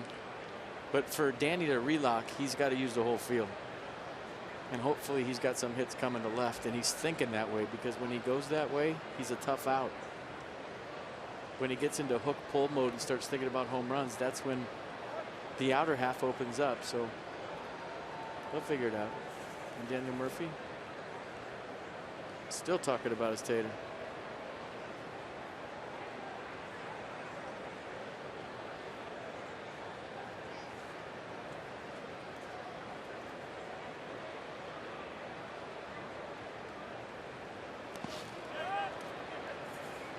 It's a swing on a ball in the dirt. 1-1 to Danny Espinosa. You guys don't talk about their home runs on the bench so much as the process and what they were thinking. And he did this to me, he did that to me, and this is where I was looking, and I got it.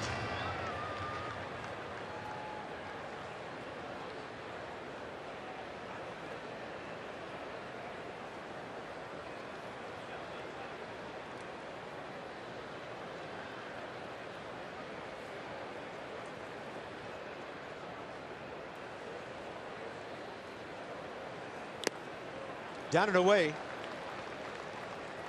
And it's 1-2.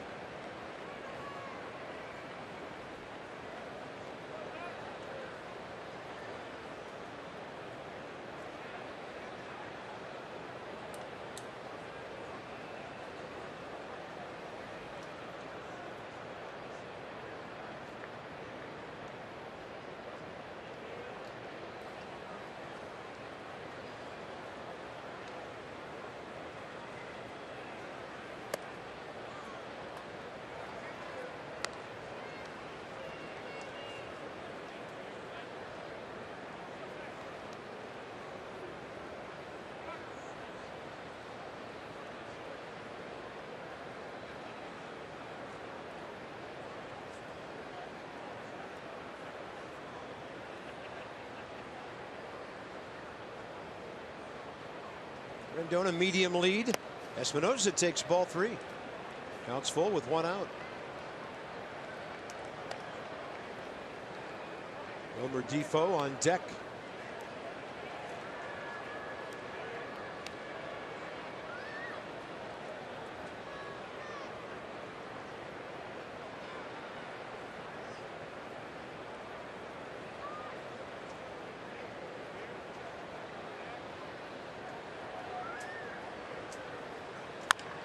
Pulls it right side. Pretty well placed. Unable to handle it. Drury. Rendon stops at second.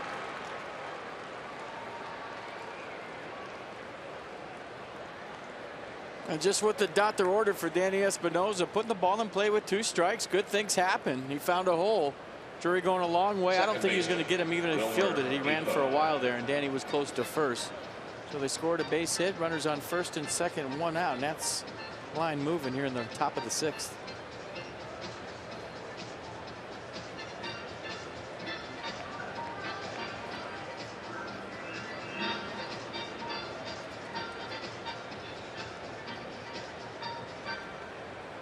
Defoe has struck out twice on Zach Godley curveballs in the dirt.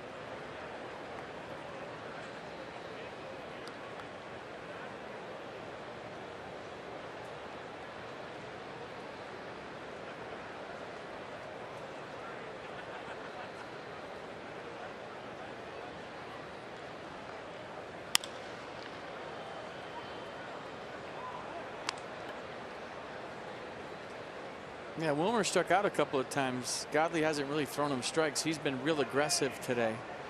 And I don't think Godley's going to throw him many strikes until he has to.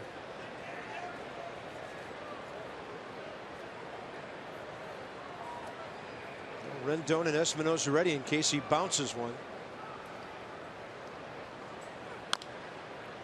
And that'll be strike 2.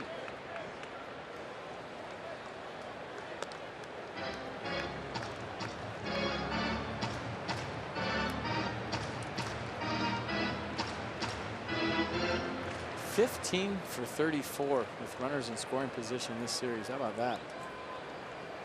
You're lucky if you have that number with just one guy on base at first here and there. Remarkable numbers. 2 with 1 out. Difo keeps seeing that stuff in the dirt. And that strikeout is Godley's 6th of the day. 2 outs with Pedro Severino coming up.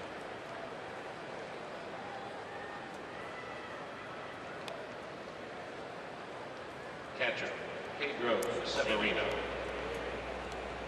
Evan Marshall, the right-hander. Steve Hathaway, the lefty.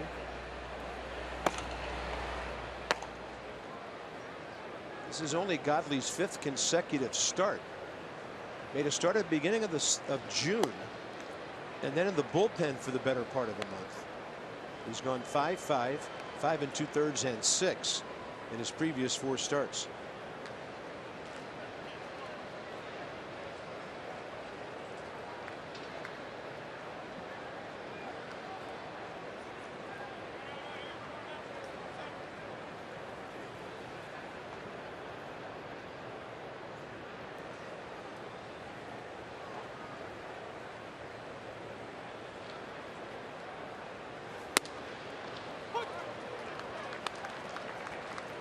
Good take. You don't want that 1-0.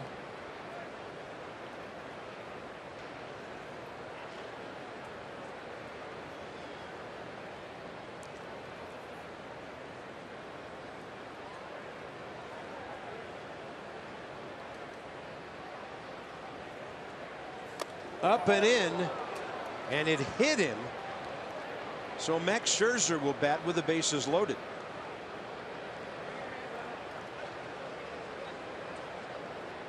Well, not the worst thing in the world for Godley. I mean, you got a guy who had a single off you last time up. You load the bases, and now this is where Max gets real competitive. He has a chance to do some damage. 2-seam fastball. Look at the run on that thing. Just barely gets Pedro in the bottom hand, and now Max with a chance. Ground ball to second first time. Called out on strike second time.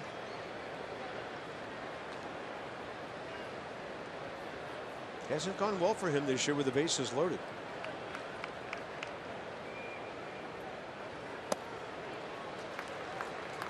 Max overamped. Strike 1. Tried to ambush, thought he might get a heater.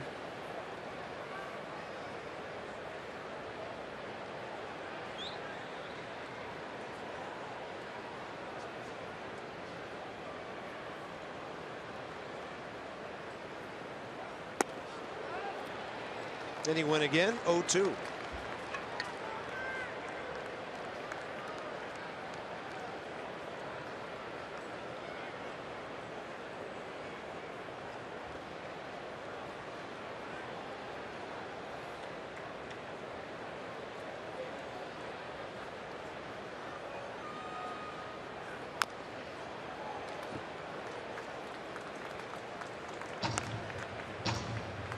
After the Murphy homer, Rendon base hit to left center. Espinosa infield it to the right side. After Difo struck out, Severino hit by a pitch. Max Scherzer trying to add to his RBI total of 3 this year. Got to be on wild pitch alert here if you're Anthony Rendon. Scherzer up the middle with a base hit. He didn't throw him the big hook. Here comes the throw. It's cut off, and Max Scherzer puts the Nationals on top 4-1 with his 4th and 5th RBIs. I mean, is there any part of you that's surprised about that? And when the chips are down and you want to compete, he's going to compete. That's just the way he goes, whether it's on the mound, at the plate, on the bases, in the clubhouse, on the airplane. The guy competes. It's what he does. And it's what makes him so great. Watch this. First and second, 2 outs now. Turner, the 8th Nat to bat this inning.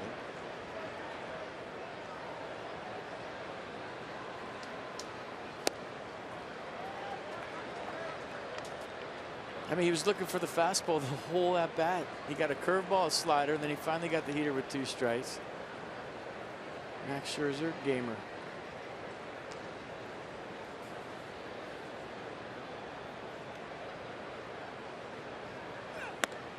One.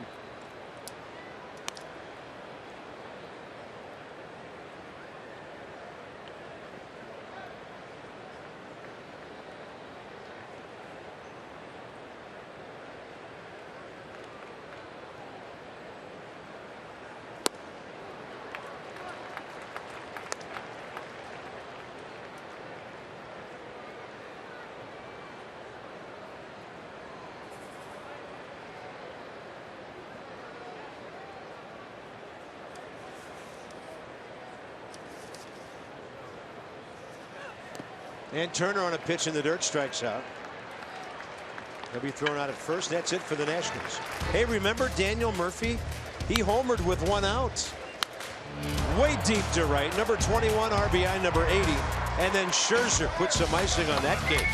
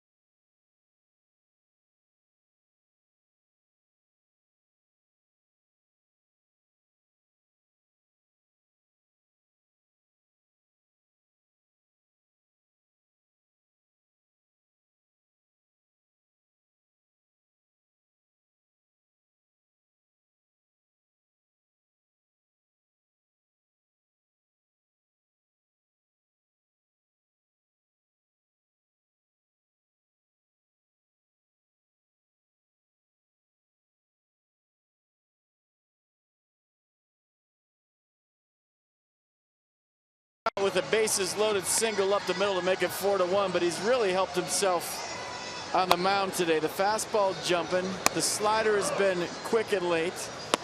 He's mixed in a changeup here and there.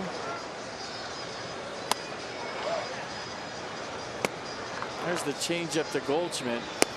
Another slider to Yasmani Tomas, and there it is. The highlight of the game so far.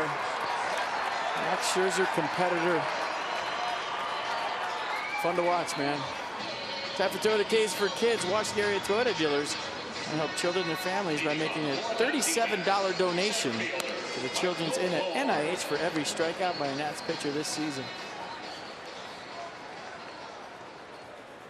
Well, you say it all the time, Max Scherzer, baseball player. Yep. 70 pitches, 45 strikes. Now here's where he wants the shutdown inning with the top of the order coming up. So Murphy gives him the lead, and then Scherzer adds on. He got the look. He just got the ball back from after they threw it around. He's got the closer look going right here. We're in the bottom of the 9th. That's Chicago. The Cubs have the tying run in the batter's box in a 4-2 game. To the right side, 1 pitch. Defoe, 1 out. Michael Bourne 0 for 2. D-backs box score. Bourne a walk in the first. Their next hit was Peralta's leadoff double opposite field, 5th inning. And then on the fly ball that fell between Defoe and Harper. Off the bat of Brandon Drury. That's been it for the D-backs, who were tied with the Nats for just a few minutes. I just don't know how they decided on a fastball to Max. Still shaking my head in the commercial break because, you know, he missed the curve and the slider by a lot, and that tells you as a pitcher he's looking for the fastball. They finally threw it and he finally hit it. And you saw in frustration Godley punching the pitcher's mound, the dirt, as that ball went into center field. He's going to think about that pitch a lot tonight.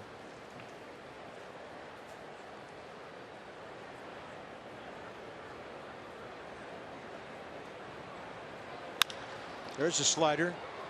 Owings tried to pull it. Espinosa a bullet to Murphy. 2 outs.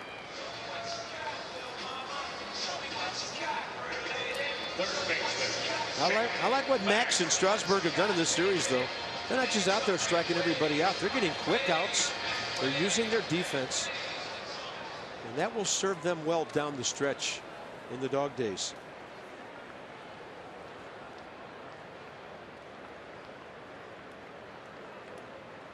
Monday night, Strasburg 6 strikeouts. Today, Scherzer 7. Jake Lamb the hitter.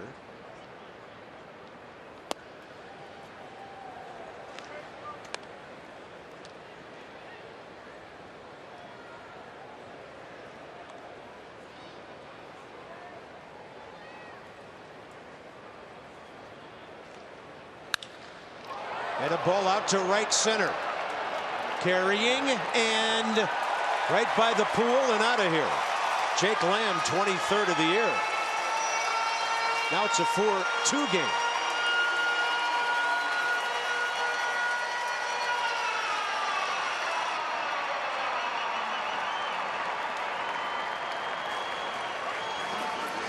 Didn't have the sound. Looked like he kind of caught it off the sweet spot a little bit. A changeup maybe down the way. Then he goes out and hooks into the pool.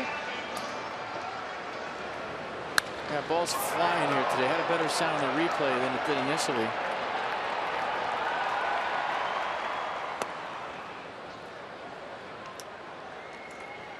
Max giving up fewer home runs lately. That's the 23rd of the year overall. Goldschmidt, a foul ball, 1-1. Seems like half or more than half are solo shots, though. Just a guess.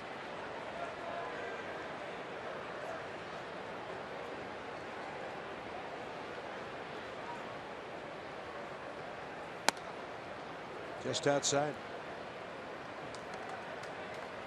The Cubs have the bases loaded with nobody out in the bottom of the ninth. Trying to come back and beat Miami. Go Cubs, go. Fastball up, and Goldschmidt couldn't get to it.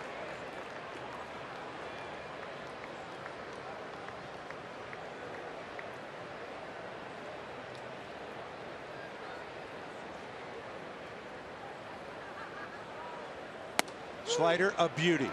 Goldschmidt knows it, walks away. Strikeout number 8. So Scherzer gives up a run each of the last 2 innings, but it's the Nats 4-2 into the 7th.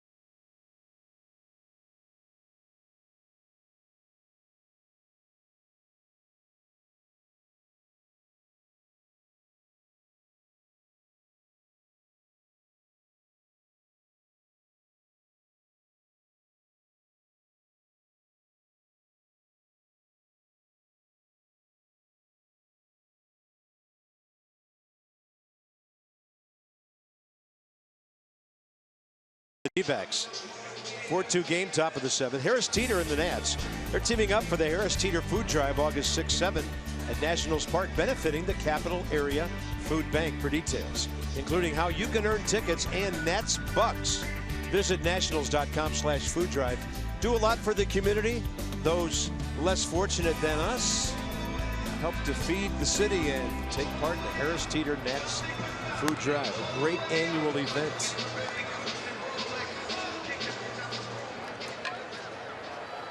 Left-hander Steve Hathaway takes over. Cubs have scored a run in the 9th inning of that game, and they've still got guys on base, 2nd and 3rd. Trying to come back and tie or beat the Marlins. So Hathaway for the D-backs with his 3rd appearance. Been knocked around a bit, 4 hits, 3 runs in 2 1/3 innings.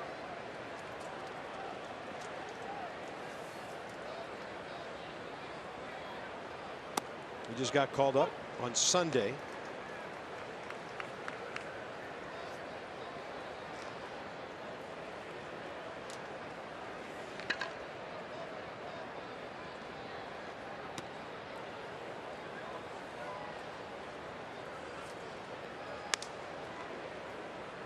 Ben Revere. Hathaway pitched the 6th inning and the 7th here Monday night. Pretty good outing. 2 hits, 2 innings, 1 hit, no runs. And Revere will bounce one to the right side. The race is on. It's him against the pitcher, and that's going to be probably a hit. I think if he catches the throw, Revere's already crossing the bag. And for Ben, that would be 2 infield hits today. Using that speed, getting down the line. And Hathaway's not beating him to the bag. Even if he catches that, Ben Revere's safe. Watch Ben fly. Smell another hit. Nicely done.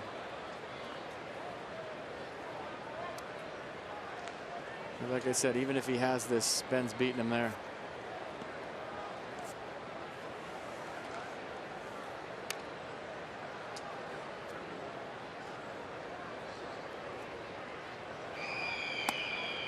Did I just hear E1 assist to the first baseman? The scoring in Arizona continues to confound us and at times astound us.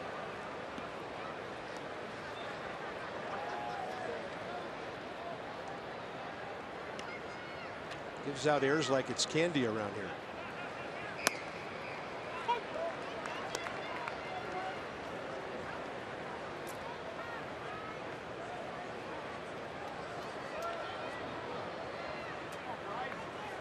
Bryce Harper, 1 for 3. He's hit the ball really hard twice.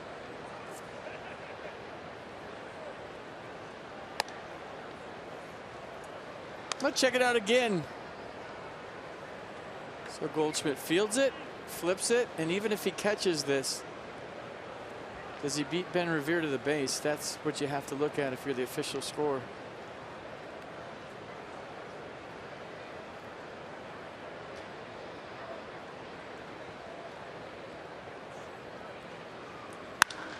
Harper to left, carrying and caught in front of the 376 mark. But Bryce has put the barrel on it 3 times today.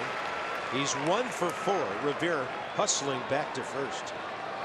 First baseman, Daniel Murphy. Boy, I thought he got him right here. Stayed on that fastball away nice, stayed through it the other way. He thinks that he got him too, and I'm kind of shocked this one stayed in the yard. And Bryce stands up and walks out of there. He thought he had his 21st homer of the year. And the way the ball's been flying here today, you can't blame him. But a double first time up and 3 good at-bats after that for Bryce today. So maybe the calm before the storm. We'll see.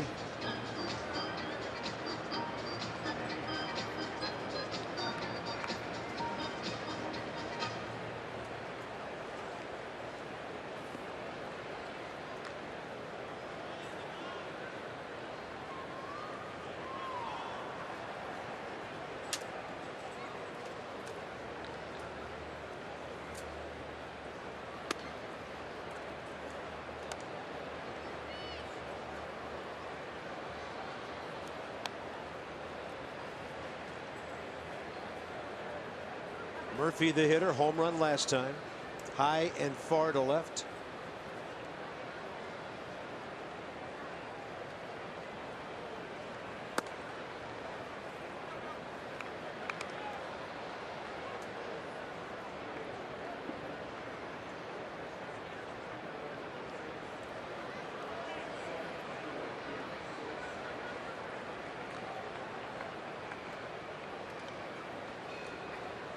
Ben Revere 11 of 16 this year.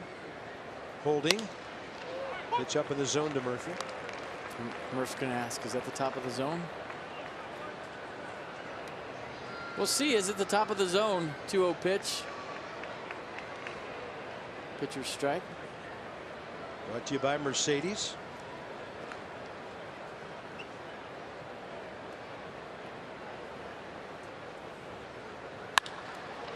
And this one high out to left center for Michael Bourn. So last inning, Daniel Murphy in his 21st homer of the year. Look at the location of this pitch. Down and in, right in the turbo zone. It's almost the same spot he hit that cutter off the Nats' new closer. Down and in. And do you see how he finishes? Kevin Franzen had the best explanation of it. It's like a golfer when he smokes a driver right down the fairway and he goes and he puts the golf club right down the middle.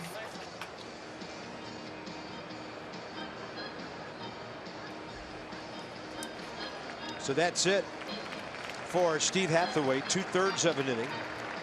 Anthony Rendon coming up against a right-hander.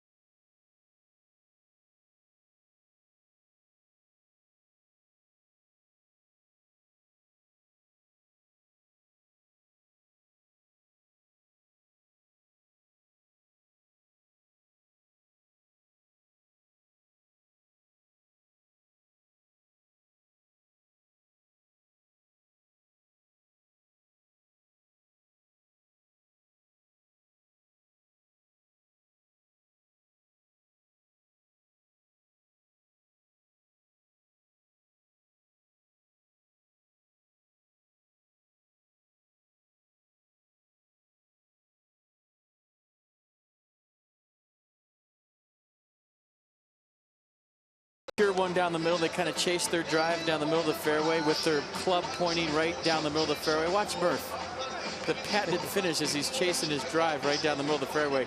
So maybe we call that the Arnold Palmer. Arnie used to do this. Look at that. And Kevin Franzen's the one that brought that to my attention. The Daniel Murphy finish on the home run is classic. Enrique Burgos pitching in the 9th inning here on Monday. Faces Anthony Rendon, a runner at first. 2 down here, top 7. Looks like A.J. Ramos just walked in the tying run in Chicago. And it's a 4-4 ball game. Bottom of the 9th. The Cubs still have the bases loaded.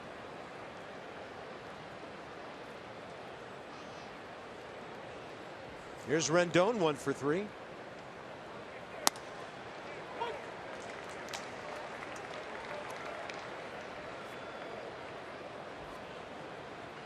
Hey, it's that time. We can scoreboard watch. It's official. It's August. And 2 outs in that game when that tying run was walked home.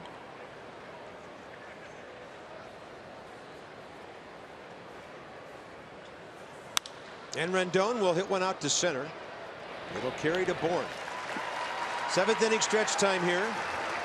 As the Nats go to stretch, the Cubs just beat the Marlins with a walk-off.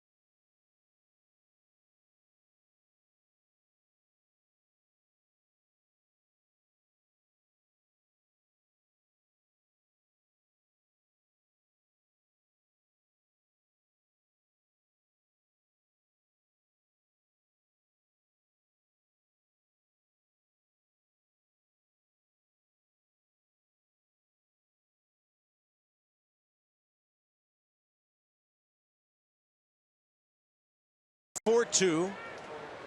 And now they have a 6.5 game lead over the Marlins. A.J. Ramos, after walking in the tying run, threw a slider so far outside it went back to the bricks. And the Cubs walk off, in essence, the Marlins 5-4. Nats could lead by 7 at the end of the day. Crazy. A.J. Ramos threw a slider that started 3 feet off the plate and broke even further. Wasn't even in the screen. Shock of all shocks, by the way, they just changed Ben Revere's ground ball to a base hit. I don't think I've seen a more wild pitch this season than the one that Ramos just threw.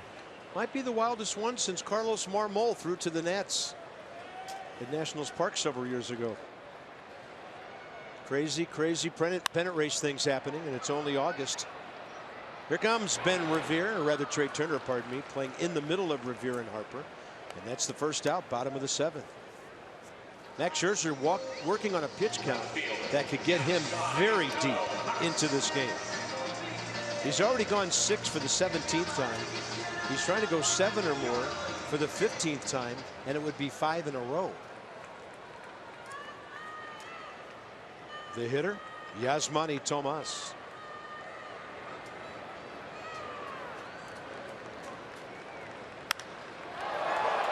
There's a long ball to left.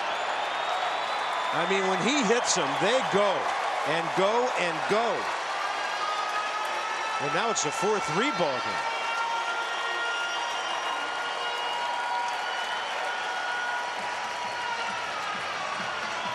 Second home run of the series, 19th of the year.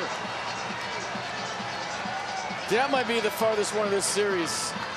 We'll give you a distance when we get it, but that was just a curveball that sat up there for Tomas. And watch where this one lands.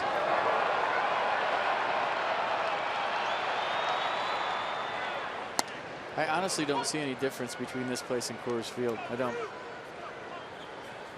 I think that's a perfectly legit call on your part.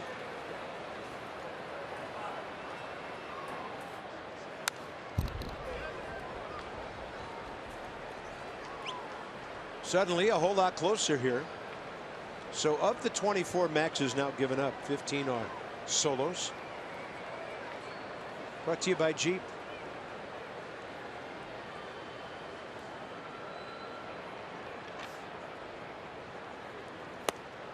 Great slider. Max Scherzer, strikeout number 9.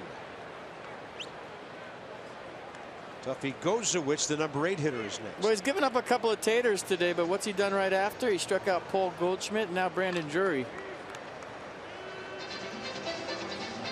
So right back in the strike zone, firing bullets. Hitting for Tuffy Gozowicz, number 7, Wellington Castillo. Here's Wellington Castillo batting for Gozowicz in a catcher for catcher swap here. Castillo scuffling at 254. In this series, 0 for 8.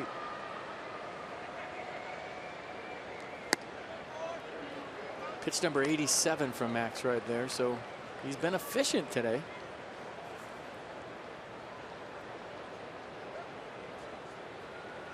Has had a couple of 10-pitch innings. Relying on that slider all day.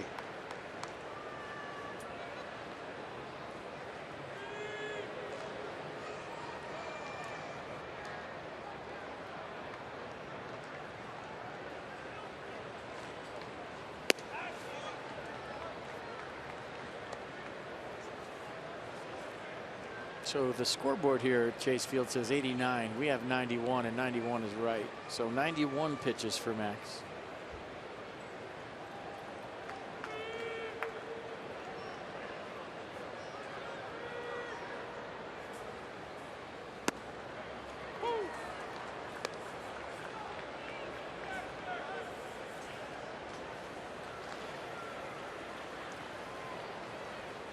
Longest inning, the 5th, when he gave up a leadoff single.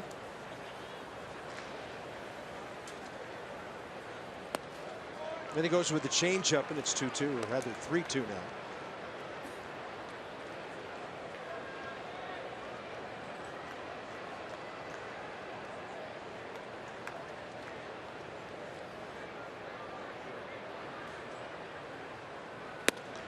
slider again. Strikeout number 10 for Scherzer. 6th time in double digits this year.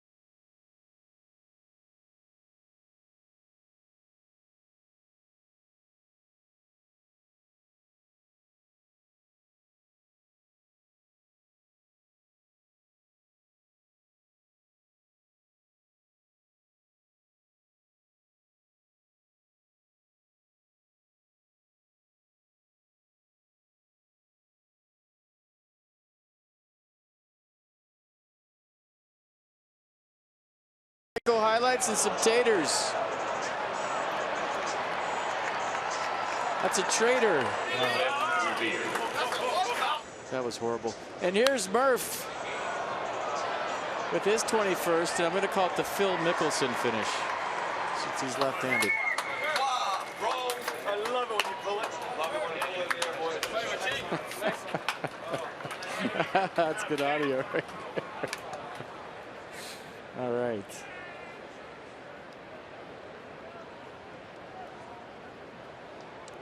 To the top of the 8th, Espinosa, Defoe, Severino. Nats still facing Enrique Burgos, and that's outside. Danny a base hit last time on the infield, 1 for 3. In the series, 2 for 11.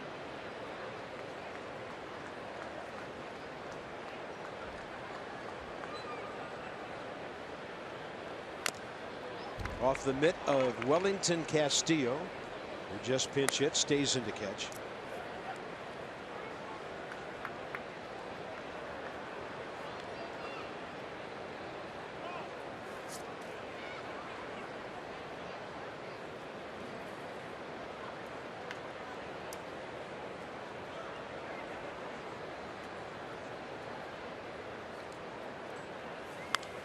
Espinosa trying to drag one with him.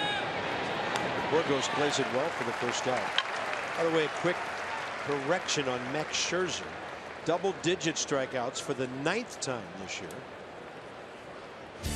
And come out to Nats Park on Monday, August 22nd for Crab Feast on the Field presented by Budweiser. Enjoy steamed Maryland blue crab sides and all you care to drink Budweiser, Bud Light, soda, and water. Wow. You're watching Nats take on the O's on the video board. Tickets start at just $60. Visit nationals.com/crabfeast for details.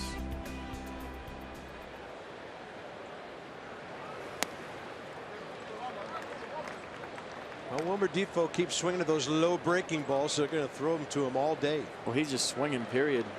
You're not seeing the baseball today. Yesterday, he let the count dictate. He got in some good counts, swung at strikes, but today he's hacking. Well, with Kelly warming up, Scherzer might be done after 94 pitches. And then, just like that, Defoe's going to serve one the other way. So he is 6 for 14 in his return to the big leagues. Well, nice salvage. 0 for 3, having a rough day at the plate, and then he finally gets a strike and drills it into left. So you see the little knee tuck is the trigger. Low line drive to left. Now we'll see if Wilmer decides to run here. I'm looking for Max to see if he's hopping on deck. What do we got going? There he is. Yeah. Scherzer has gone 7 for the 15th time this year. Nobody in the big leagues has done that, and 5 in a row.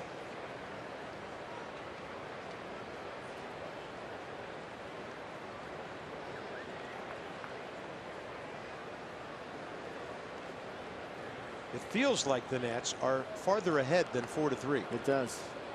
So they need some add-on runs here.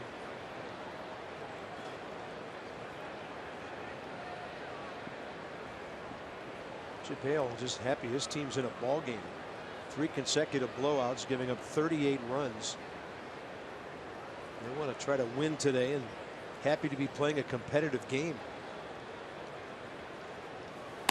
Outside to Pedro Severino, who's been on base twice, base hit leading off the 5th. And then hit by a pitch 2 innings ago that set up the swing. Scherzer's 2-run single. That's the difference in this game.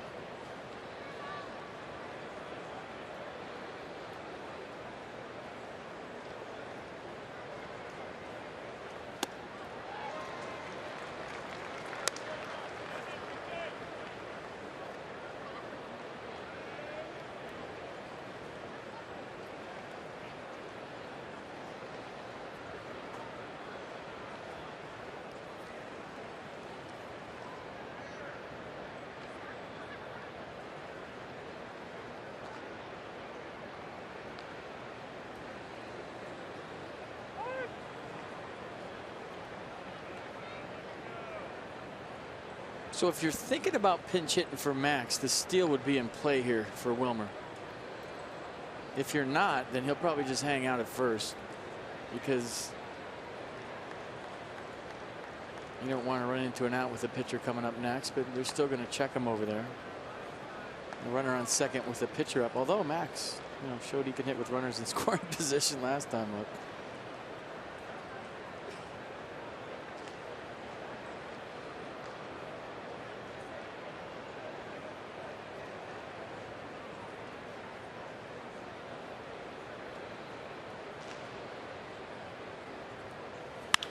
That ball ripped into left, and Severino has a 2-hit day.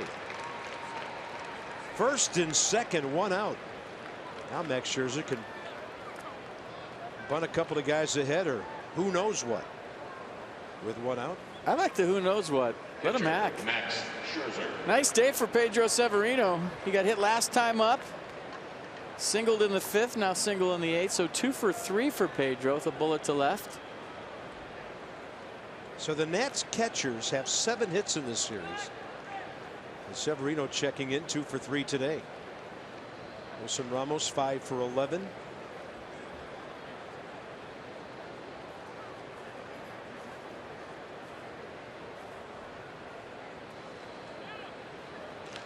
Squaring early to move the runners. It's going to bunt it in the air, but it's going to get on the ground. Nobody covering third. So it works perfectly. And then Brandon Drury has to scramble back to the bag on a wide throw. A pretty good read by Wilmer Difo at second base. The ball was in the air for a little bit. So sometimes as a runner, you got to freeze on this because it was up off the bat. And Max hustling down the line. Nice bunt, gets the job done. Watch Wilmer at the top of your screen. He just takes off. He knew it was going to drop.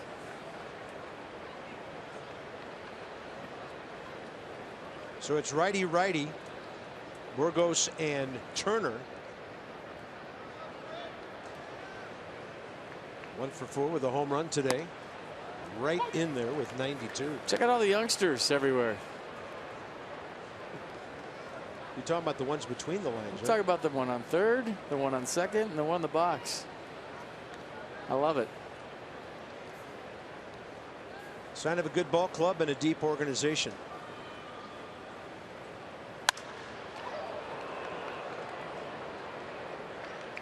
That's a good swing by Trey. If he can repeat that and start hitting bullets to right. Look out.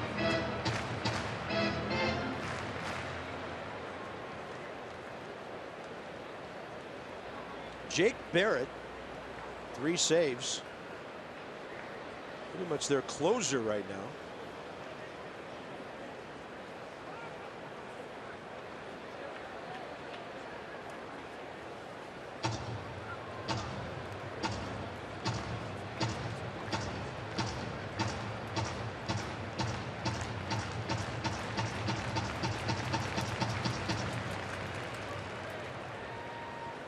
4-3 ball game, top of the 8th. 4-11-0 Nats. They've stranded 7. 3-4-0 Diamondbacks. They've just left 2.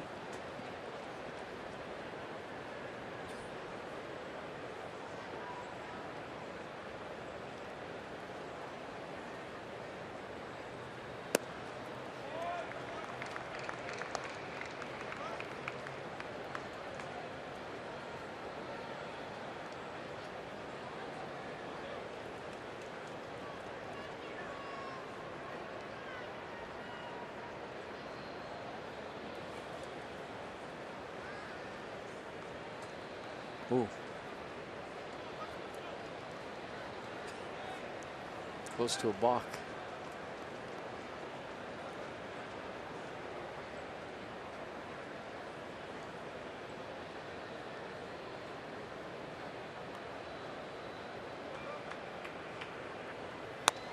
Right in there.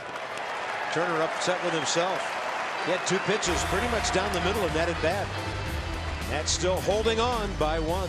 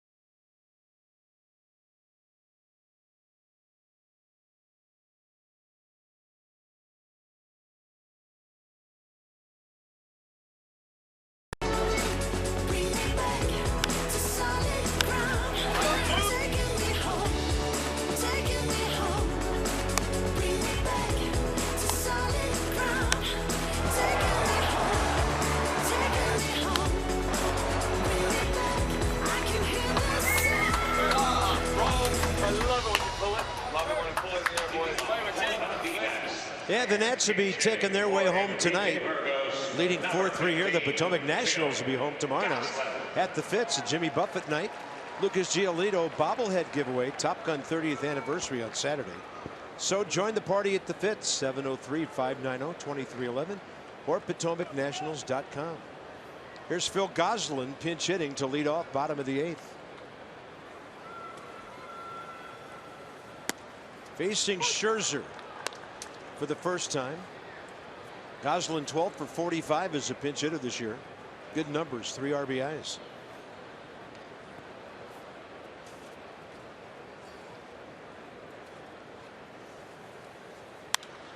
Takes that slider the other way. Defoe right there.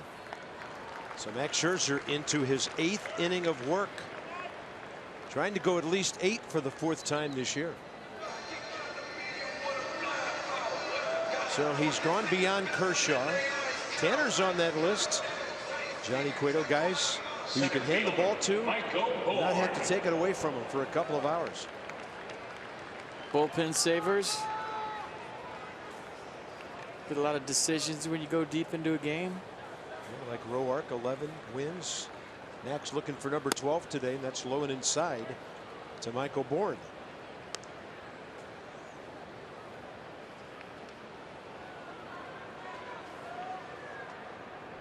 The pitch count at 97. Max has had to pitch out of some jams today, so I think that's a high 97. There's times where 97 is not a problem for Max, or 100 pitches, whatever the number is. But you can see Tank's on low right now for Max. He is pitching on guts.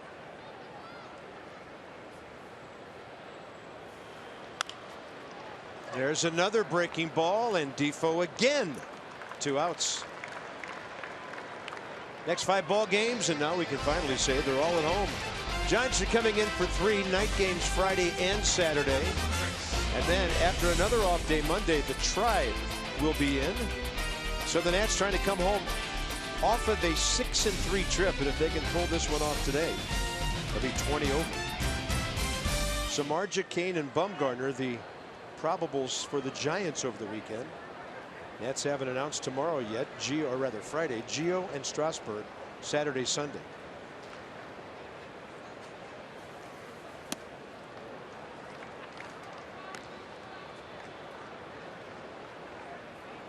Chris Owings, the shortstop. Yeah, the Nats would have the option of keeping Gio on his regular turn and going Friday. Trying to run that fastball back. Max has been close with a couple of those today.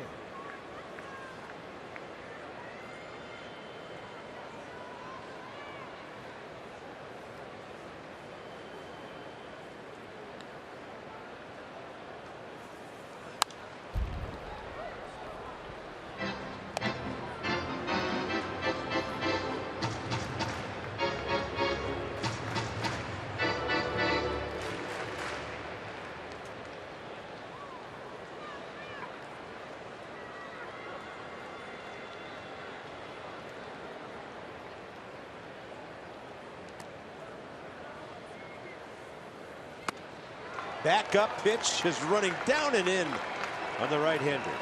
So Rivero and Kelly can, or rather Perez and Kelly, can sit down for a while. And how about the day of Max Scherzer?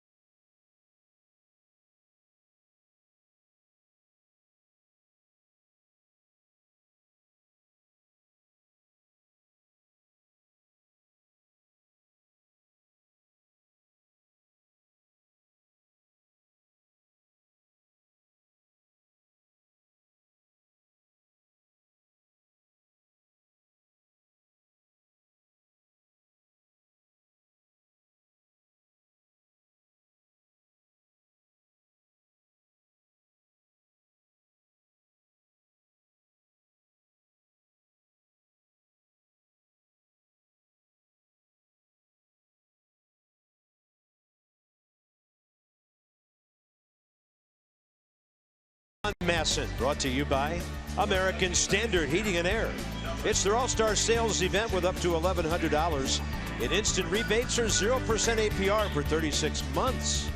And by Navy Federal Credit Union, proudly serving the armed forces and their families for over 80 years, federally insured by NCUA. 103 pitches, 68 strikes. Max Scherzer stood as tall as some of that cacti today. Wow. They never miss a Daniel Murphy Tater or Steven Strasburg strikeout. Text Nationals to 29292 for in-game alerts you don't want to miss. That's Nationals to 29292. Standard messages and data rates may apply. That's facing 25-year-old Jake Barrett for the first time. And up there ripping Ben Revere, 2 for 4 with a pair of infield hits. And Jake Barrett, fastball slider split as the out pitch. Fastball average is 95.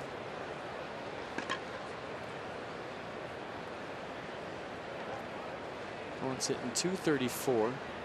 Giving up 5 homers.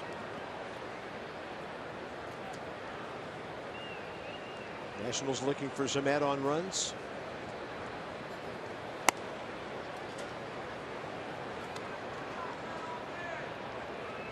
Reminds me a little bit of Heath Bell. Same delivery. They list him at 6'2", 240. Local guy out of Desert Ridge High School in Mesa. Went to Arizona State.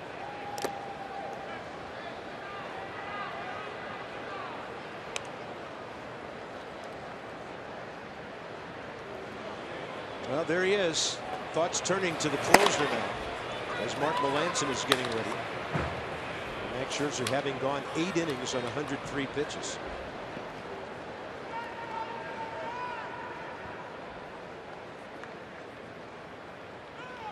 Two-one to Revere. Broken bat, right side, Brandon Drew.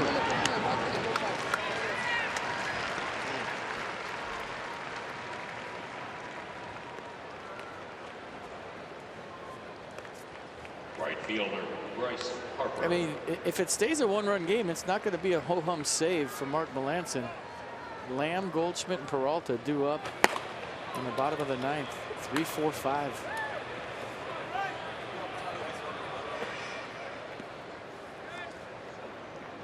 There's Bryce Harper, who's had some really good at-bats today.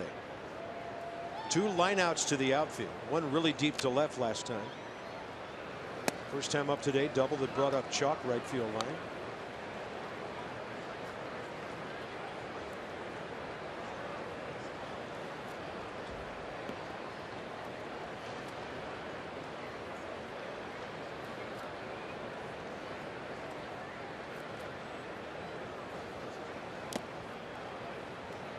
I'm telling you, the takes are so much better. He's quieted everything down. The results will come if he stays with this approach, no doubt.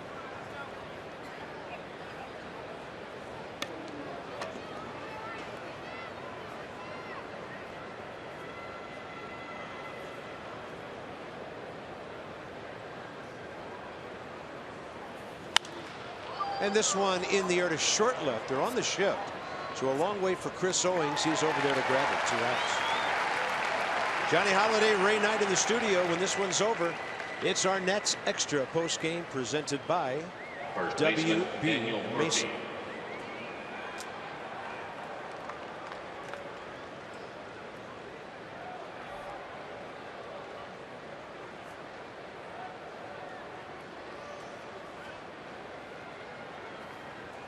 One more time around for Daniel Murphy today. 1 for 3.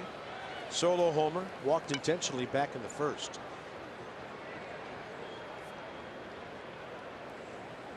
Does Daniel want to see the ball here? What do we got going? Somebody does. Maybe the rosin bag right behind the rubber. Aha. There you go. Got to kick it down the hill so it's not visible to the hitter.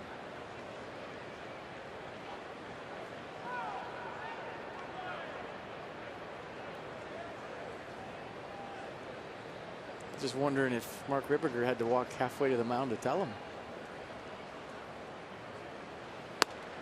At the knees.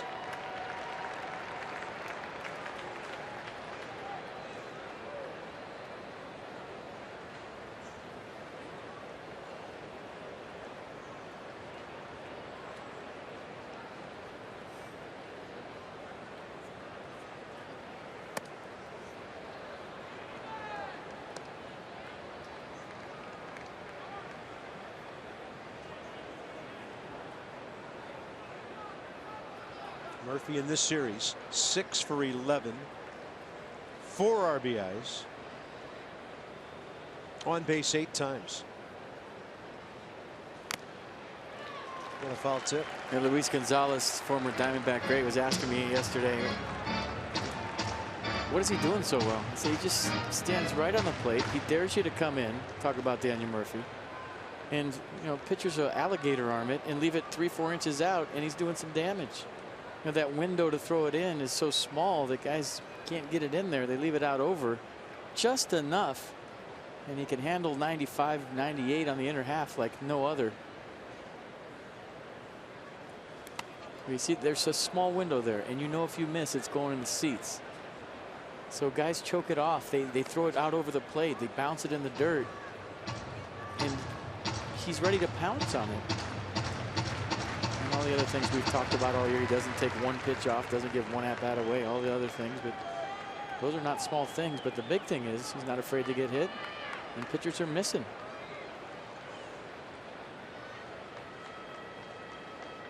Count now at 2-2. Murphy a tapper off the pitcher's glove. And then unable to pick it up, Brandon Drury.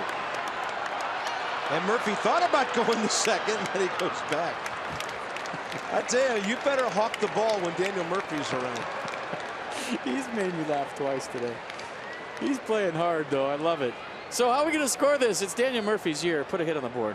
It's got to be a hit. Yeah. When you're having the year he's having, they all fall. They fall in the seats. They fall. Look here. Oh, no. Good idea. Got to get back.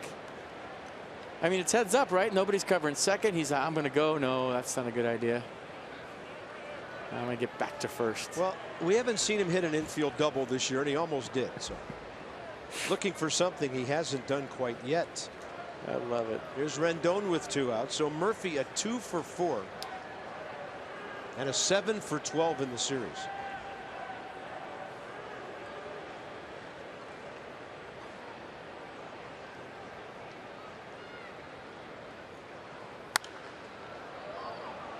And for Murphy, his 44th multi-hit game.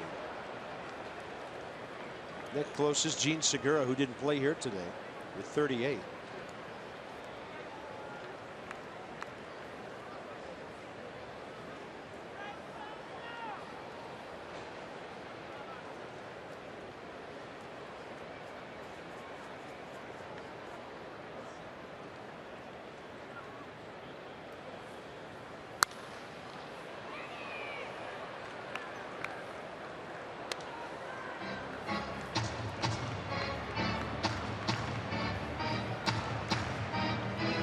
When you see guys having the year that Murphy's having, you're rooting for him as a teammate, but you sit in the dugout and you say, how does he do it? I mean, even when he doesn't barrel up a ball, which is rare, he still gets base hits. Always putting the ball in play. Good things happen.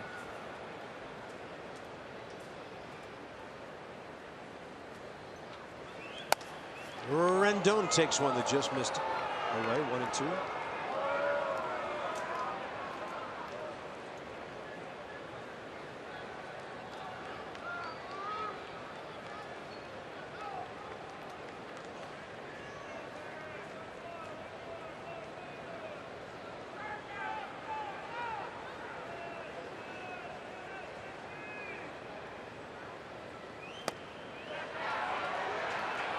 No swing, says Joe West. I tell you what, Anthony Rendon is the best checker swinger guy I've ever seen.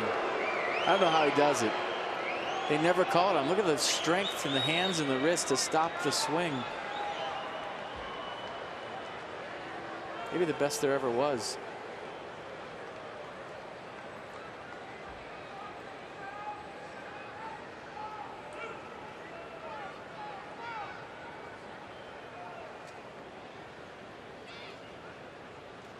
Two now. Count goes full. This is big. You're looking for an add-on run. You've got a doubles hitter in there. And if he can find a gap, it would be a 2-run lead.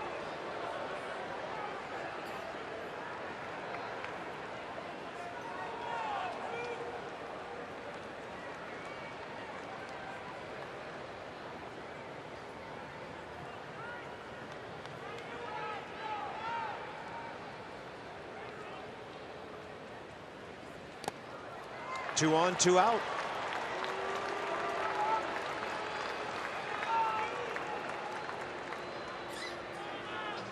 So a left-handed batter on deck in Espinosa. Threw him a breaking ball on 3-2.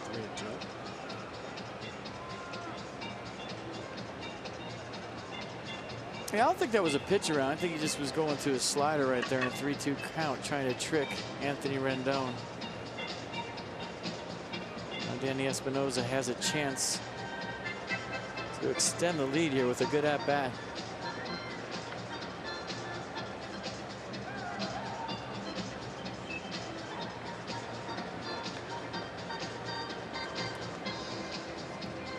At the plate, Shortstop, Danny Espinosa.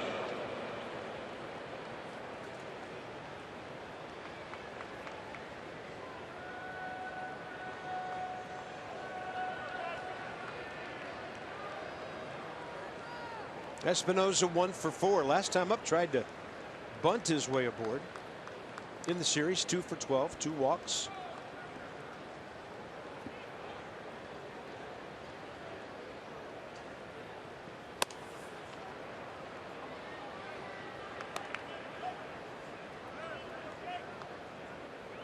Oh, all in on the heater right here. If he throws you a slider, he can have it. A foot down early and catch a fastball out front.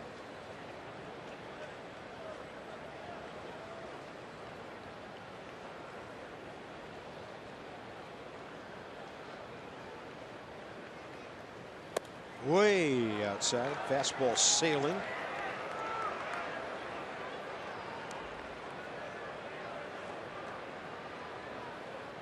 Chip Hale wondering what to do. Getting on the horn, calling the bullpen. You miss with 2 fastballs that much, even though it's a 2-0 count. They might go to the slider here just to get him back in the zone.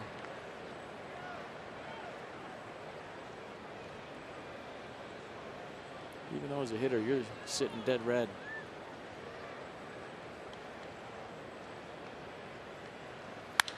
Espinosa, right field, hooking away from Peralta. And Danny Espinosa pulling into second. What a big run for the Nats. And all of this got going with 2 outs. Well, nice job of working it at 2-0, and the Diamondbacks actually catch a break right here because Anthony Rendon would have scored if the ball stays in. Espinosa going out and hooking that outside fastball, gearing up 2-0. The ball hooking away from Peralta the whole way, and if that ball hits the fence, it's 6-3 instead of 5-3. But a nice at bat by Danny. Pardon me, they're going to walk. Wilmer Defoe get down to Severino. Yeah, that wall out there is only 7.5 feet tall. Out of the new ballparks, they like the shorter walls for guys pulling back home runs, but ground rule doubles happen. So it'll be bases loaded, 2 outs for Severino, who's had a couple of really good at bats. Yeah, 2 for 3 with a hit by pitch. I don't know about this decision. I'm going to first guess this for one reason. Wilmer Defoe has swung at everything today. And as you can unintentionally, intentionally go after him in hopes that he chases right here. But just to put him on with 4 free and 4 wide, I would take my chances at making him swing at my pitch because he hasn't taken a pitch all day.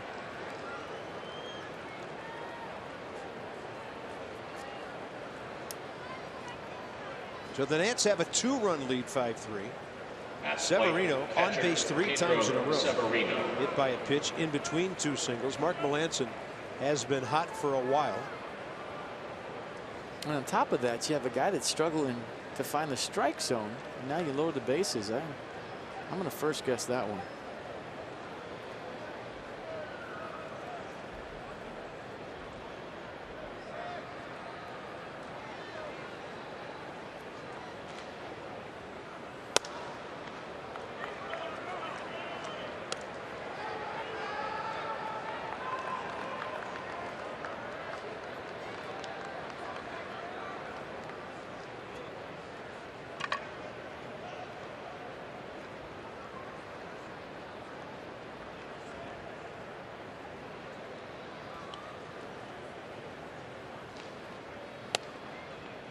Two 2-0, missing the ceiling of the strike zone there.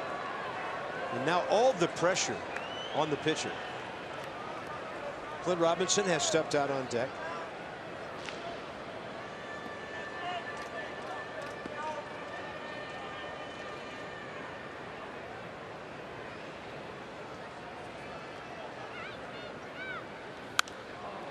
On a pitch up, Severino with a foul.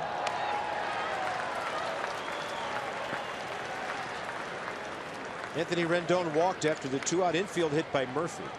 Espinosa, the ground rule double, his 55th RBI, and then Defoe walked intentionally.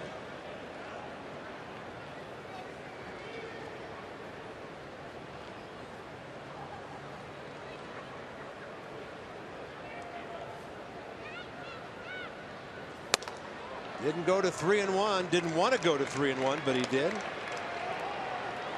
So if ever a hitter is going to get something to work with, it's right here. Driver's seat.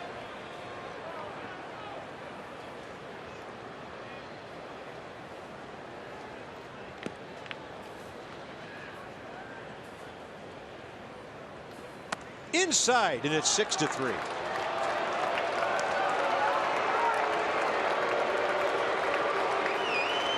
You called it. They walked a guy who was swinging at everything, and then they walked Severino, who showed some great discipline. And on top of that, a guy that hasn't thrown strikes, so you load the bases, put pressure on him when you had a guy that maybe would fish for your pitch. And he moves to 6-3. All of this started with a 2-out bouncer by Murphy off the pitcher's glove.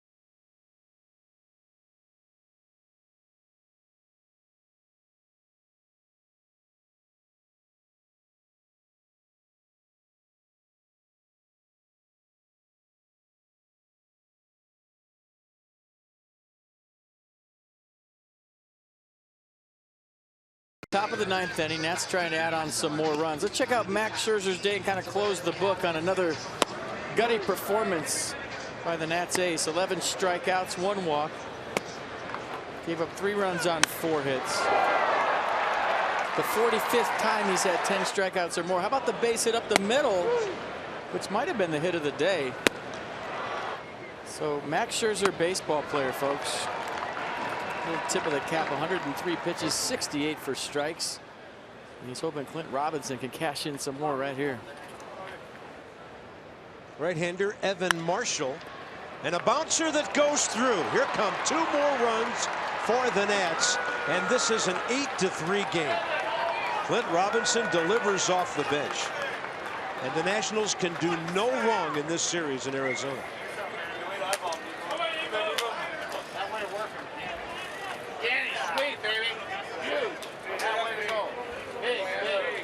Boy, Sinfield's so fast.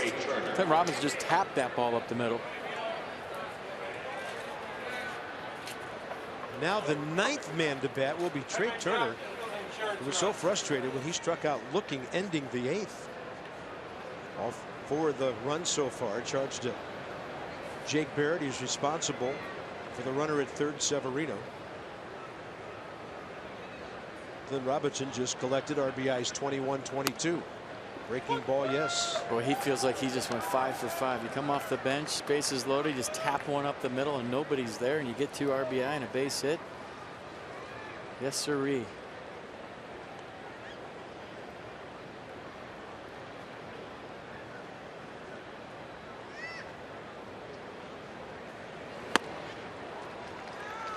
Well, Mark Melancon thought he was going to be in a safe situation. He came in 1 blowout game. And now the Nats will be up by at least 5 when he pitches the bottom of the 9th.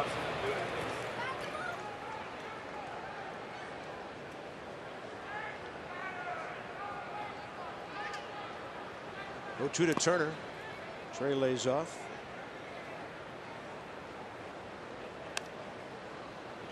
Nats have had 7 sweeps this year, going for number 8 today. Yeah, trying to get back to that elusive 20 over again. They've outscored the Diamondbacks in this series 32-8.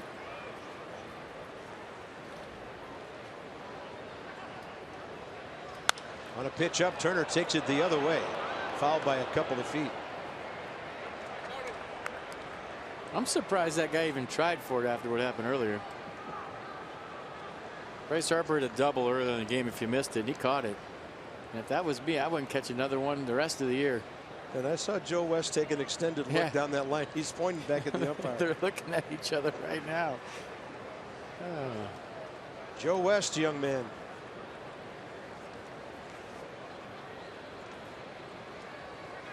Turner to the right side. Brandon Drury. The Nats send 9 men to the plate in the 9th inning and take a 4-3 game and turn it into 8-3. Here comes Melancon's second appearance.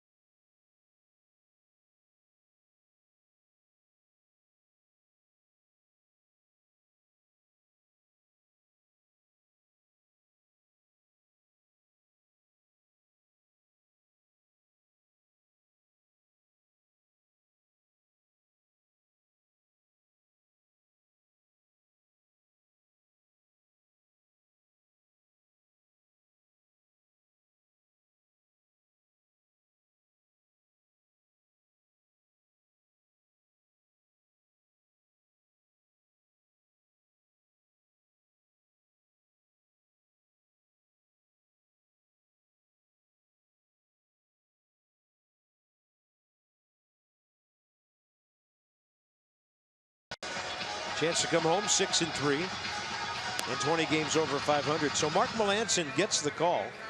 He got some work here Monday night in a 14-1 game, and we were so impressed by the way he came out and threw 11 pitches, 10 strikes. Yeah, everything he throws moves. Even his fastball cuts a little bit. Then he's got a cut fastball on top of the natural cut that he has, and then a curveball changeup combination. But pretty much just cutter curveball. The fastball averages 91 miles an hour.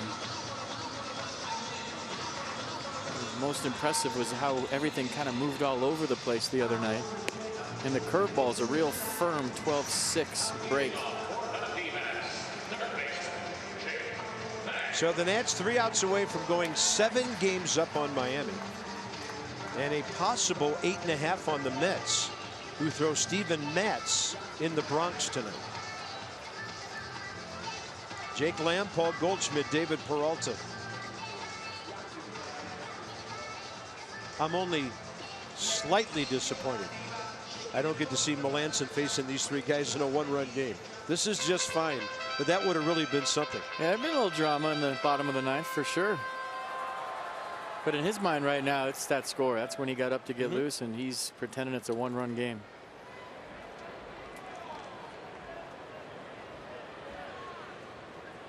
And I would imagine a lot of Nats fans were asleep the other night when he pitched, so this is probably their first glimpse.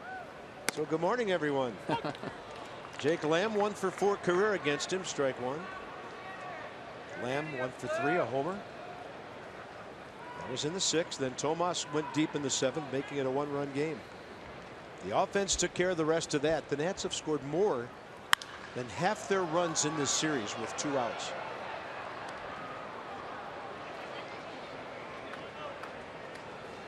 Most saves in the big league since the start of 2014. He's 31, prime of his career. 4 seasons with the Pirates, and what a great ERA. 151 career saves.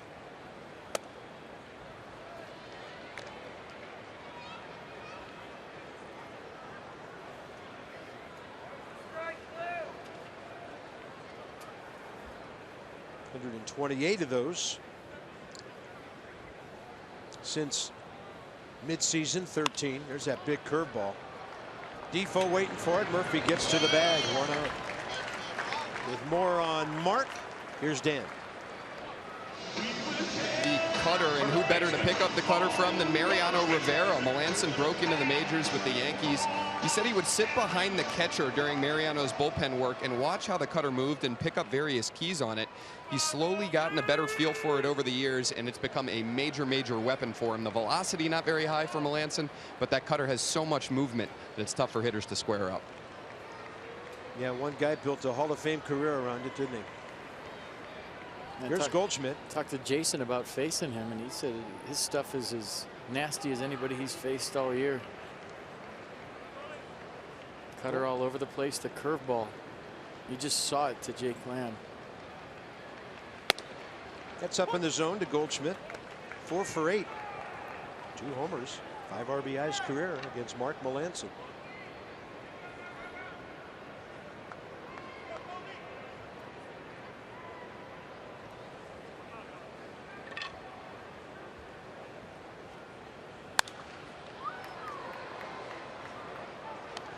And you're thinking, here comes a curveball. And what we've seen in a short amount of time, he saves it for 2 strikes. I'd like to show it to you early. It's the wipeout pitch.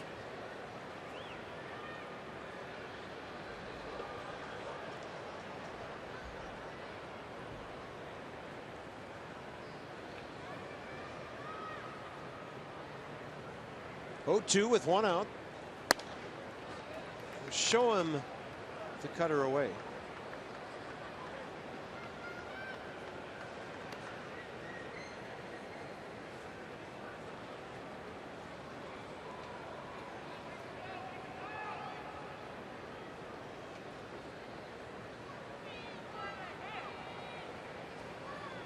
There's the big hook.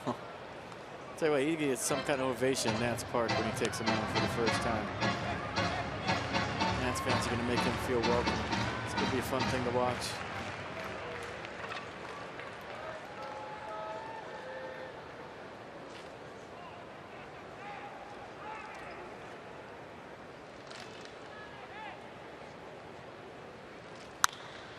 Got a good hitter reaching there. He's going to go cover first. Murphy, the long underhand toss. 2 down. So as a hitter with the cutter, especially a right-hander, you're seeing this as a fastball away. Watch Paul Goldschmidt have to really extend his swing and the cut at the end. That thing just kind of moving away, so when he starts his swing, it's on the plate, and then he has to go extendo swing just to make contact, and that's how you pitch to weak contact. 1 out to go for the Nats' 64th win of the year. Trying to go 9 over on the road.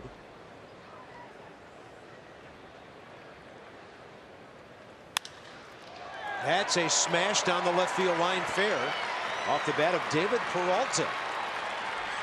So a 2-double day for him.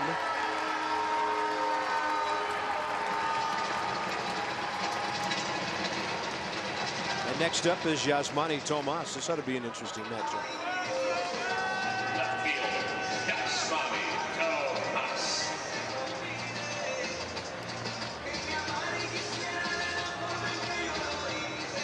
Tomas retired by Mark 2 nights ago.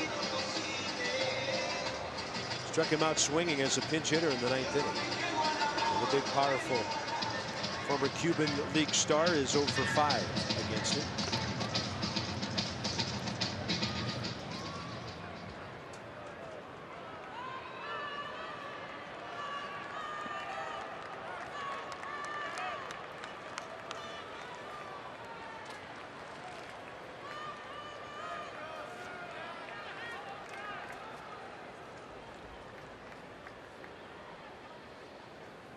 I mean, you could say those insurance runs are big, and they are, and this would be a big situation. But if it's a save for Mark Melancon, his adrenaline level is a little bit higher than it is now. It's still probably fairly high because it's only his second time out with a new club.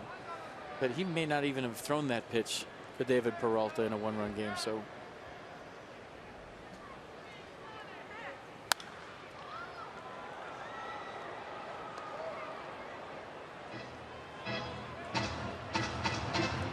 and we'll all get our glimpse at Mark Melancon in a one-run situation soon enough, I have a feeling. There will be plenty of those.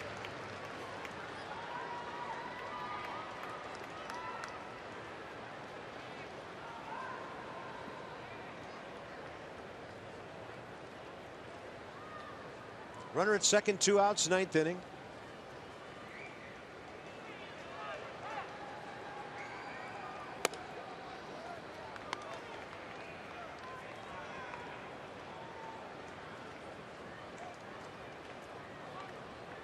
Like the curveball in the dirt right here. See if Tomas will chase. He's chased a number of off-speed pitches in the dirt in this series. He's got to get it down there.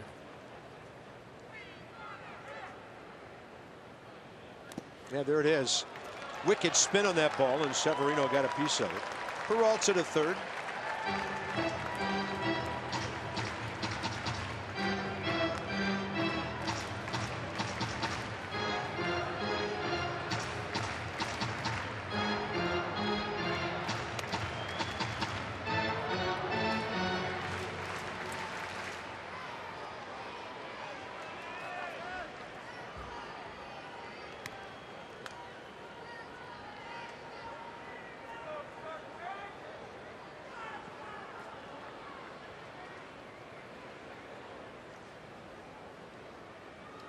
Two the count.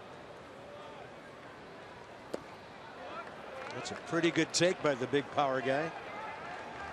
Count goes full. Almost got him to swing. I like they doubled up on the curveball because as a hitter you're thinking, well, he's not going to throw it again with a runner on third. After seeing one bounce almost into the Diamondbacks dugout, and he tried to trick him. And now we'll see what they do 3-2.